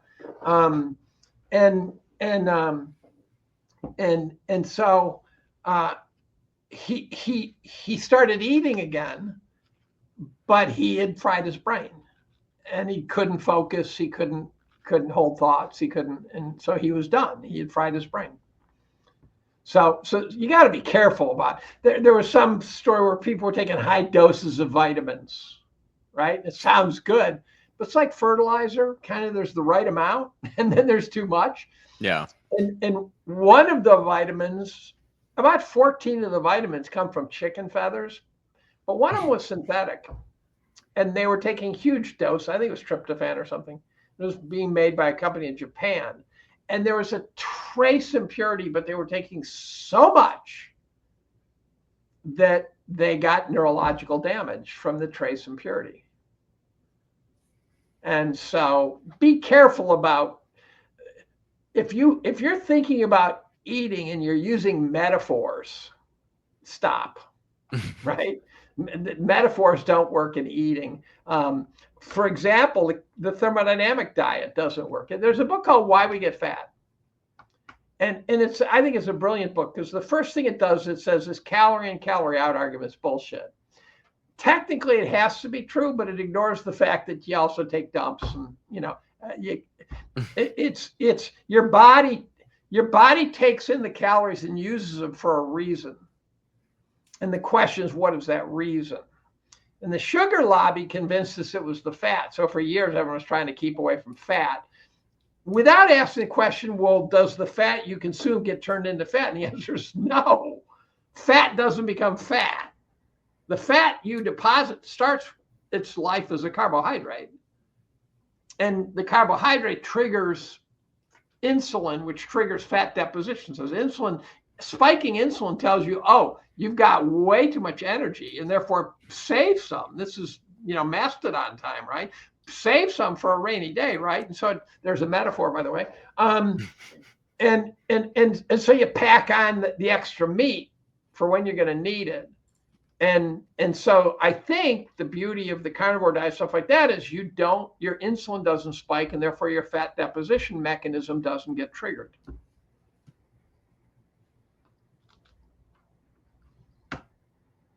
Interesting. Yeah, I could talk for hours on some of the food stuff, health stuff, some of the science stuff related to it. But before I let you go, I do want to take a brief detour into financial markets, because that's kind of my bread and butter. But I want to kind of start with some of the stuff going on with Bitcoin, and then we'll get into stocks and AI and stuff like that. But I have kind of been writing, and I have this big kind of overarching question on Bitcoin, whether it's like the shiny object that everyone's chasing, or whether there's going to be some giant rug pull in 5 or 10 years, because Bitcoin has gotten so big that there's no intrinsic value, no cash flow, anything like that. But I wonder what quantum computing, if like we get some step change in like computational power, like what that means for something like Bitcoin. But do you have any thoughts on that, or artificial intelligence, or anything that might prick the euphoria you see going on in certain sectors of the market? Well, I don't know if Bitcoin is going to turn out to be a sustainable asset class. I've always thought that one of its weaknesses would be that it becomes normal. And when the banks start endorsing it, I go, dude, every time the banks endorse shit, they turn it to shit. So, they turn everything else to shit they touch. So I don't know why Bitcoin's going to be an exception. The bearish case for Bitcoin for me, here's a scenario that I'm totally fabricating. But one that if it played out this way, I'd say it makes sense. So the original paper on Bitcoin supposedly was an NSA paper written in 93, I think. By 3 NSA guys, that's the first mention of a cryptocurrency. They use the word coin something like 57 times. I've heard, I haven't read it, so I could be dead wrong in this, but stay with me on the assumption that my sources are okay. To add to that, real quick, I have heard, I think it was Martin Armstrong, that said the source code for Bitcoin came out of one of the NSA computer. Yeah. That should give a hodler pause, right? That you should be going, okay, am I getting duped here? So here's what I would do. If I wanted to create a cryptocurrency, one of the ways I could do it is release a digital currency like Bitcoin and let the smartest guys on the planet crowdsource all the bugs. Set up the networks, find out what works, what doesn't work, what people like, what they don't like, and let it run for 10 or 15 years. And then say, okay, we're taking it from here. We're going with CBDC. Thanks for setting up the Lightning Network and whatever, thanks for doing all that work for us, guys. But now you get to go back to the dugout. It's game over for you because we're going to take it from here. That would trouble me. The other thing about Bitcoin, as we talked about before the podcast, it's the youngest investment community, which means they are revolutionaries, which they tend to be young. So that's a positive. And at the same time, they seem to be profoundly ignorant of the structure of markets. Many of them, not all of them. I know smart guys who really know markets who are big on Bitcoin. So it's not a universal thing. But there is a fuck ton of people who just have no idea how much you can get your ass kicked in a market. And they think it's just Skittles, rainbows, and it always comes back and this and that. Yeah, number go up. And then I say, you've never been through a severe downturn. And they say, oh, yeah, Bitcoin has dipped like crazy. And I go, I'm not talking about a severe downturn. 0809 was a tremendous liquidity crisis in the world, not Bitcoin world, in the world. And Bitcoin at that point was really a twinkle in a couple of people's eyes. And that's about it. I don't know what it was at in 08, but I think just getting started. I think by 2010, it was around. I remember doing an interview with on Capital Accounts in 10 or 11, and I think it was $10 to give me an idea. So go back 3 years, and you're buying pizza with 100 Bitcoin, right? And so they have not weathered a global downturn, and therefore they have not seen what that will do to the price of Bitcoin when people start selling to get capital. And they've not experienced what will happen when Michael Saylor gets squeezed, gets margin called, and it just won't stop. And that Wall Street, normalizing it, they are going to be shorting his ass into oblivion. He is going to be teed up like there's no tomorrow. Yeah, after they stop doing the convert bond stuff. And then you mentioned the quantum computing. I do not believe, I'm unqualified to hold this opinion, but I do not believe that it's anonymous. I too many times you hear about some guy getting ripped off for Bitcoin and the FBI gets it back. And I go, how'd they get it back? It's really anonymous. Those Malaysians are long gone, right? But somehow the FBI gets it back. And so I have this funny feeling that it's already not so secretive. I think the AI is an interesting story. I do like using AI. I like using Grok, for example. It's a better search. But in some ways, it's really just Google 2.0. Yeah. Right? That was kind of my question is what are we AI might kill, or language learning models, whatever you want to call it, might kill Google, but I don't know how it fundamentally changes. So it's some productivity miracle, No, I don't think it is, although it could be the creative part of creative destruction. I like it, but Google must be scrambling like crazy to not lose what they thought was an invincible, unassailable moat around their search engine. All of a sudden now, the other thing is, you're hearing about nuclear energy, and I'm a big nuke fan.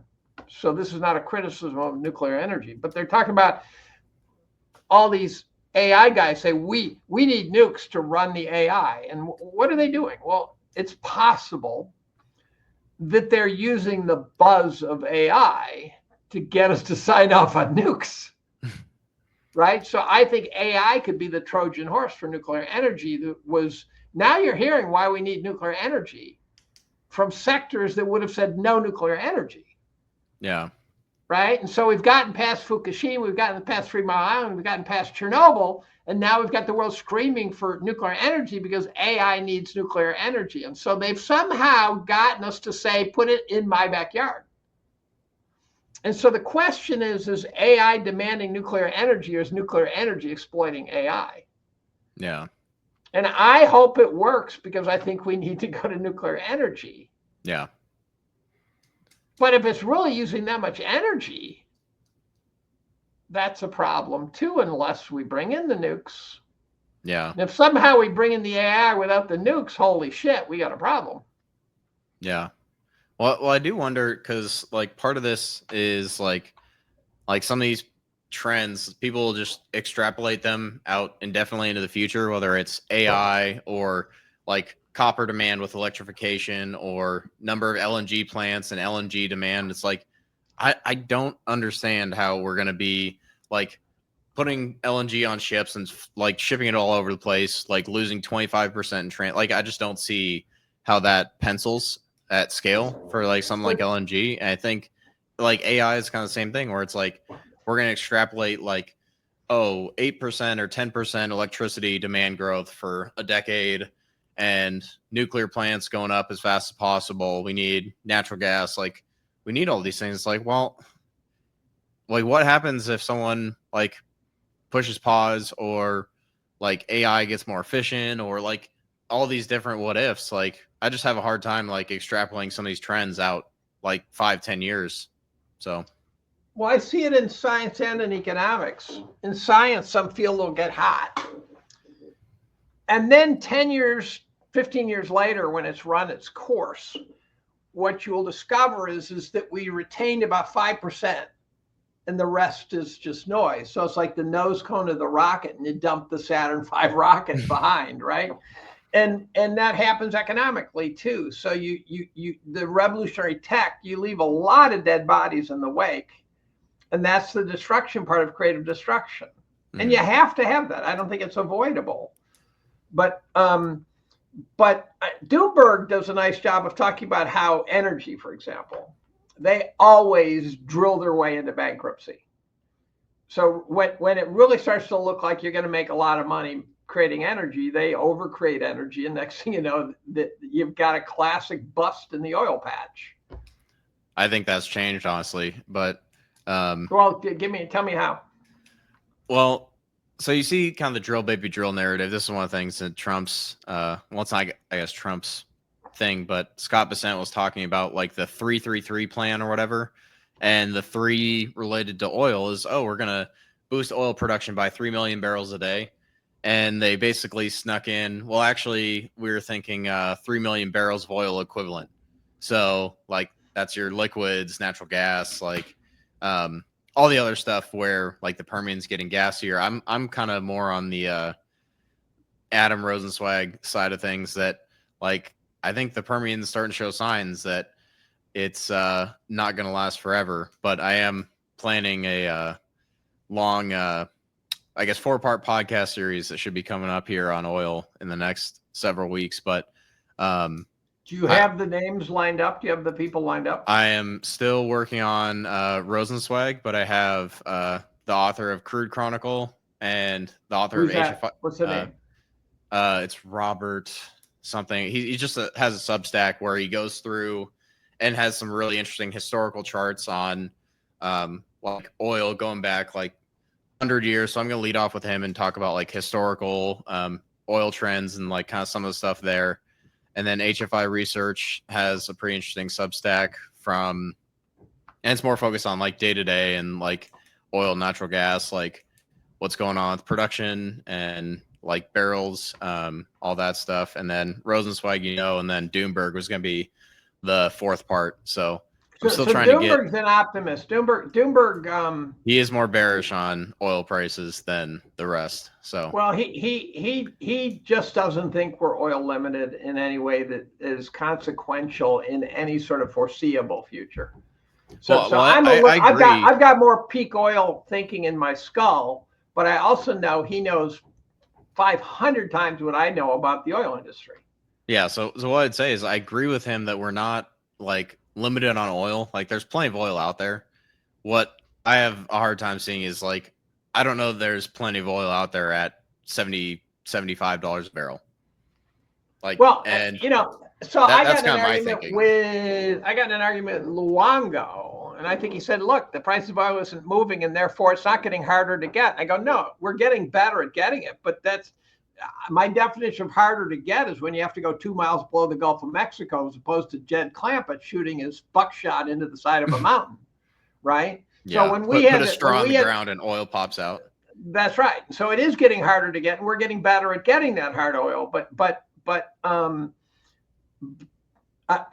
So guys like Chris Martenson, he still very much holds on to the peak oil, basic idea of peak oil, and we keep pushing back sort of the doomsday of it. But we keep, there's this question, for example, is it possible there's shale oil all over the world and we just have tapped ours? Well, I think Russia has a massive shale field, and then you have the Vaca Muerta in Argentina, but that's going to take years to ramp.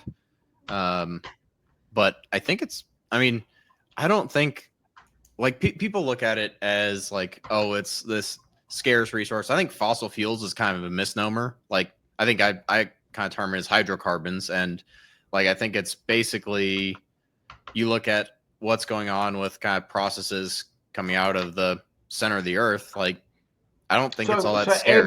Abiotic oil. Yep. Yeah. So That's my view on it. I thought abiotic oil had been dealt with, and then I've heard some very smart guys, like the guys at Horizon Kinetics, for example. I think Doomberg might have mentioned it. It's what deep hot biosphere, I think, is the book. Yeah. Yeah. Is that Tommy Gold's book? I think so. Yeah. Okay. And so I'm somewhat agnostic, but at the same time, it acts like it's getting harder to get. So well, if it's coming out of the middle of the earth somewhere, it's still acting harder to get. Well, that's the thing is I don't think those things are like have to be two opposite views where right, like you can have like these fields that built up over thousands or hundreds of thousands of years, and that's the easy stuff. But the harder stuff like is still there. Like if you look at what's coming out of like thermal vents in between plates in the middle of the ocean, like that's like gas and like other molecules, and you kind of go in and dig into like some of these things. Like I don't think it's like fossilized remains. I don't think it makes sense. But yeah, I don't have an opinion. I did have an opinion until smart guys started questioning it. I mean, I thought the abiotic oil had been dealt with. I thought basically using isotopic labeling methods that they said, look, there is not a shred of evidence that any of this shit is non-biological sourced. That was my understanding until, I went through that whole, I read Matt Simmons's book and all these, I read every peak oil book. And I was convinced by them, and it's only recently that the Rosenzweigs and these guys are talking about it. I, by the way, have small amounts of money with Rosenzweig, and I think it's a great play. So I have a tremendous amount of cash equivalent, and to me, I have 2-year treasury. And someone questioned, well, 2 years, that's kind of locked down. I go, the world I'm looking at, 2 years is like a seatbelt for me. If the world does what I think it's going to do, I'll probably wish I had 5-year treasuries so that I couldn't jump in too early. And I have various ways that if somehow a big opportunity arose, I could do it. I'm thinking maybe platinum. Yeah. And I own a little bit. I bought the miners. And when you're a boomer, and I've said this many times, I wrote my year in review slightly different this year when I talked about my investments, and I ranked them as percentage of my net worth. And I at some level, I realize, which is appalling because you should know this already, but what feels like when you get to a point of you have enough net worth where you feel like you've got a big position, but when you say as a percentage of my net worth, it's chicken shit. I mean, stupid levels of chicken shit. So I might buy. I don't want to use numbers because I don't want to tip anyone off as to where I'm at. But I invested in a biotech company. It seemed like bigger than normal, and it crushed me. It crushed 83% down, and I'm still sort of a little upset that the story was just bullshit, best I can tell. And that's why I don't pick stocks. I'm not good at that. But this was coming from a guy who owned something like 5% of the company, who I know well. And he got crushed. Now, I realize that if all 83% collapse in one day, depending on which day it is, I might still be green for the day because it was that small, even though it felt very large, because I'm anchoring size in terms of dollars to a very different era.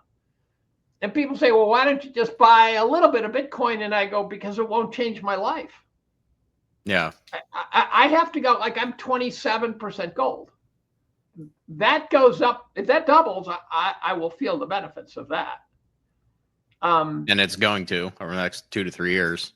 I hope. I think. I don't know. It's just an opinion, but yeah. and so for me, I have a real problem with taking a consequential position in something that I'm not. Like I took a consequential position in tobacco years ago when there was that $142 billion lawsuit. It's one of the greatest analyses I've ever done. Personally, I'm not a stock picker, but I'm looking at tobacco, and R.J. Reynolds was paying 12.5% dividend, PE of 6, right? Philip Morris, PE of 7, dividend of 9.5%. Hated because they sell cigarettes, hated because of whatever, hated because there's a $142 billion lawsuit hanging over their head. And I'm going, what am I missing here? They're not going to get put out of business, or the states won't get paid if they lose the lawsuits. They've been fighting this shit for years. They sell to junkies. That's a good business model.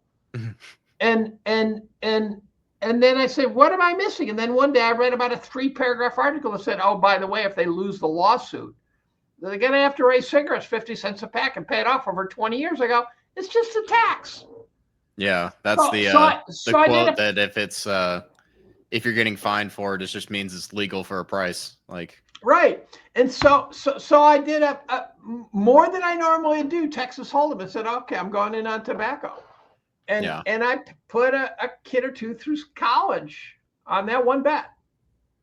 Right? In terms of the gains. And the problem is when the selling starts, and there's going to be a period, and I think it's going to last for a very long time, where it's just going to grind us to dust slowly. I don't think crashes fix anything. I think you need to keep knocking the person down. It's like a prize fight. You got to keep punching. You're not going to get a KO right away. You got to keep punching and punching until the guy's brains are coming out of his ears. And investors are not going to give it up until they've been knocked on their ass in a series of beatings. And therefore, a 20% crash tomorrow would do nothing. Nothing. It would be corrected within a year, period. Done. And that, therefore, corrects nothing, because correction implies you fix something, and it doesn't fix anything. Yeah. So I think the markets are going to be uninvestable starting at some unknown date for some unknown number of years. Yeah.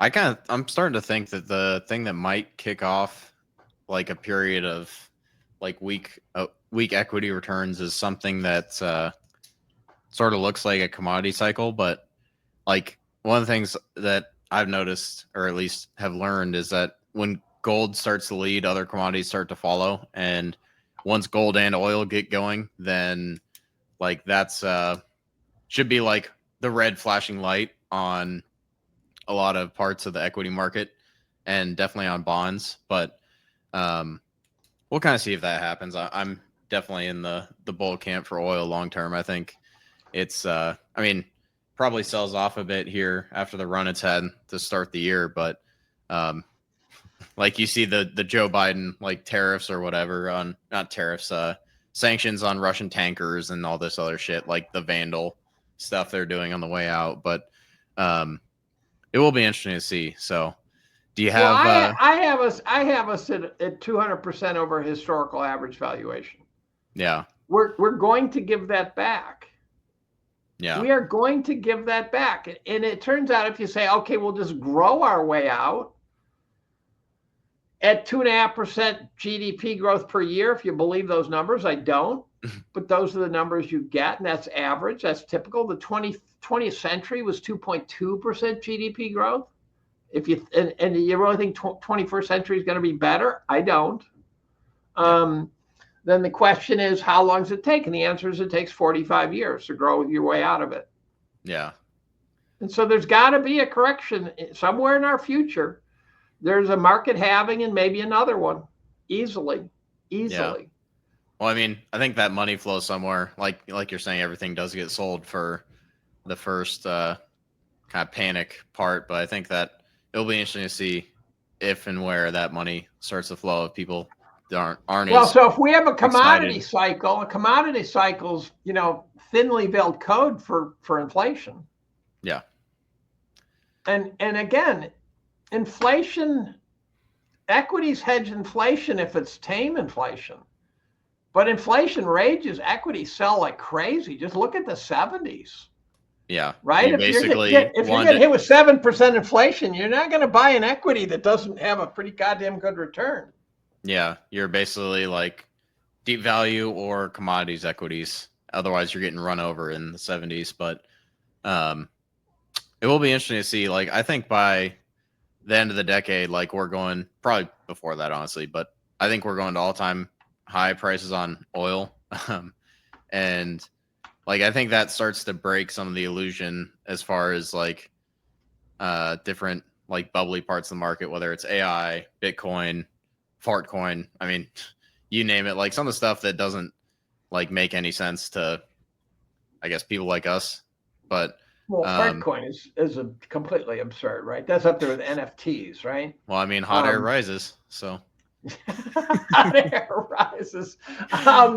And the other thing, Mike Green, for example, I don't know if his model has improved or if I've just understood it better, but over time, I've really come to respect the passive flow argument.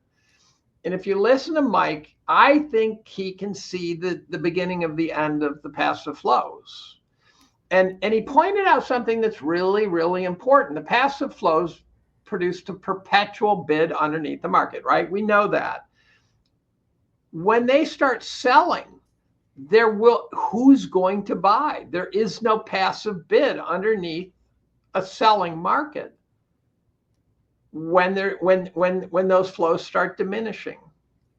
And they'll really diminish when the boomers all of a sudden say, holy shit, I've got X $100,000 or X $1 million. But if that gets cut in half, I'm not okay anymore.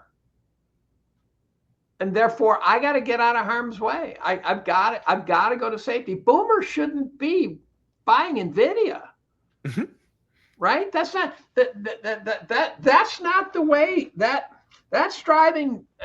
That's riding in the back of the pickup truck doing 95 miles per hour. You're waiting for one bump to send you soaring through the air. yeah. And so the boomers really ought to be heading for bonds. They ought to be heading for safe havens. They ought to be heading for life cycle funds that aren't using NVIDIA to jack up their profits.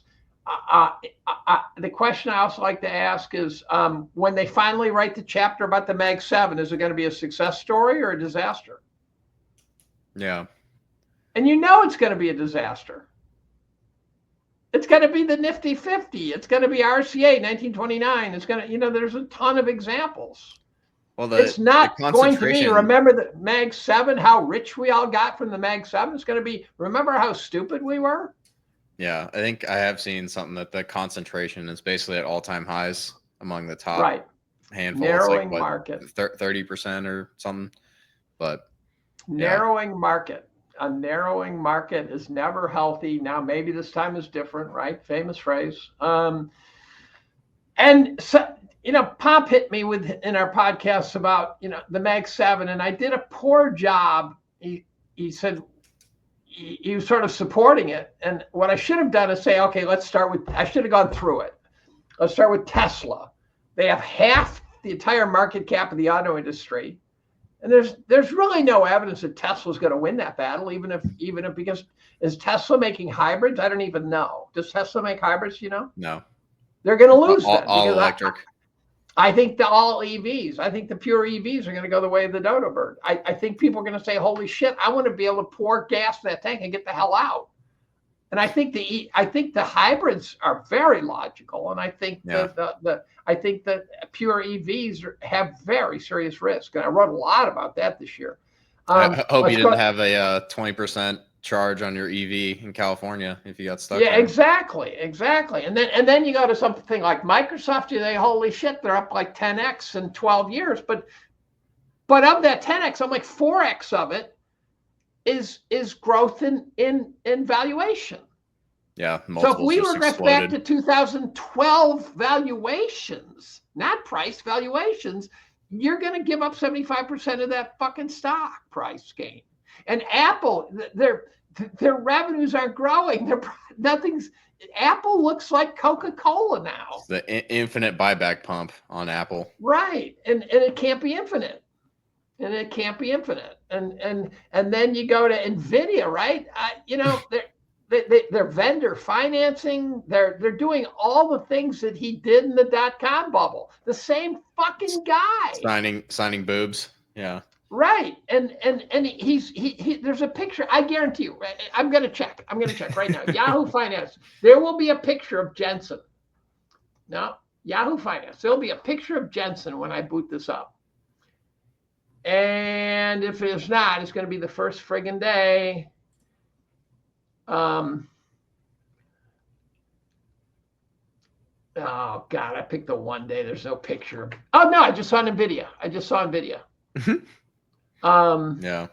It's not a picture of Jensen, but there's a couple of NVIDIAs. There's a couple of articles on NVIDIA. Yeah. Every day. Supermicro is sinking today. Was that NVIDIA's biggest customer? Yeah. Well, I think it was top 3, something like that. NVIDIA has got. Now they have accounting fraud allegations or something. SEC. Well, they've got 35 shell companies accepting NVIDIA vendor financing to buy the chips. One of this is a cannabis company. What chips do they need besides Frito-Lay chips because they're all stoned? Or the quantum computing company that was like a drink manufacturer until 6 months ago or something. I don't know which one that is. They should add .com on the end while they're at it. And you got a Huawei supposedly has a better chip than NVIDIA, according to Pop. He said again. We had a very intense podcast, and well, if Huawei has a better chip, it's over for NVIDIA. Period. That chip is going to find its way into the marketplace. And so they're going to go the way of Intel, right? So what are we doing? We're now providing federal support for Intel. Let's bring companies that are now officially losing their asses. Intel, Boeing. Onshore them. Yeah, Boeing gets rid of all their. I wrote probably 10 pages on Boeing's disasters this year. And Boeing bought back something like $40 billion worth of its shares. Maybe they should have hired some engineers with that money. Intel's at $82 billion market cap. So if NVIDIA takes that same swan dive, it's probably down 80+% or more. Oh, there's another NVIDIA article. There's another NVIDIA article. My computer's listening to me putting them up. There's another NVIDIA article. These are all on the Yahoo homepage. There's another one. Wait a minute. Every day there's a picture of Jensen, who, by the way, looks suspiciously like that Huang guy. Remember the guy who was the fraud and Archegos Capital, the guy Archegos, yeah. He's levered to the tits on some you trade. Put the two guys side by side. You go, these guys are not just superficially similar looking, right? Yeah. So it's going to be one of these, Scott McNeely, what were they thinking moments? You look back and you go, how could a sane person have thought? And I hear about these huge profit margins, and according to the people I trust, they say profit margins are the most mean regressing metric of them all. When there's a big profit, Competition shows up and narrows that profit down to a grocery store level profit margin. Yeah. No, it is interesting because I could go back and forth with you on financial markets and all this stuff, but I do want to ask you my traditional closing question again, which is what book should I add to the reading list? Which last time you gave me Psychology of Totalitarianism by Desmet and then American Betrayal by Diana West. So Did do you you have read anything? it? Did you read them? Nope, my reading list keeps growing, but I don't have a whole bunch of free time to get Well, I around to wrote a reading. chapter, so you can read my chapter about American Betrayal. That's in my Okay. year in review, right? So I wrote about 10 pages on 6 books related to World War II. Okay. I would say that Jonathan Turley's book, The Indispensable Right, is a brilliant book. It's about free speech. It's about the battle for free speech since the founding fathers, and it's scholarly, it's riveting, and it's great. What else have I read that I thought was fantastic? I have to think about it. I read Abigail Schreier's book on transgender. And if anyone out there has a young kid, you should read this book because you're not going to be ready for the day your kid gets off the bus in the wrong kind of clothes or declares that they're no longer a girl or a boy. And what you can't fathom is what you're up against. The transgender industrial complex is a force of nature at this point.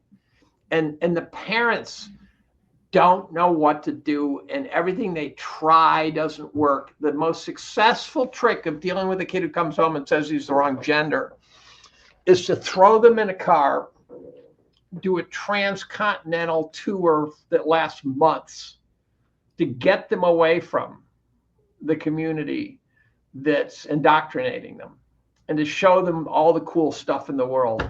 You got to peel them away from their peer group like crazy. So you literally take them out of school and you travel the country and you go to Yosemite and you do whatever. Spend time with them, and because what will happen is if you try to push back, the transgender community says your parents don't love you if they don't accept you for who you are, and we're your friends and they're not. after your ass. Right. And then you've got, there's 19 states of which a psychologist who pushes back and says, okay, what's pushing back me? It says, well, okay, so you think you're a girl. Let's first look at what else is happening in your life. That's considered pushing back. You can lose your license in 19 states for doing that, right? Oof. Right. So again, we have to fight this. This has to be a war if necessary. This has to be a war against the transgender industrial complex. Yeah, interesting. And I'm declaring it, right? I'm on a campus. I could get humped, but you know what? I'm 69 years old. Come at me. I'm ready. I'm ready for you, right? And if you want to give me guff, I'm happy to sit down. If the president of the university is willing to write a letter saying, I support cutting the tits off teenage girls, then shut up. Right.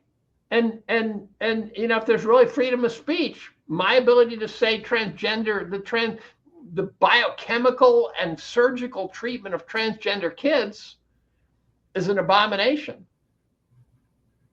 Then if I can't say that, we're fucked. If a tenured professor, 69 years old, can't say that, we're fucked. Yeah.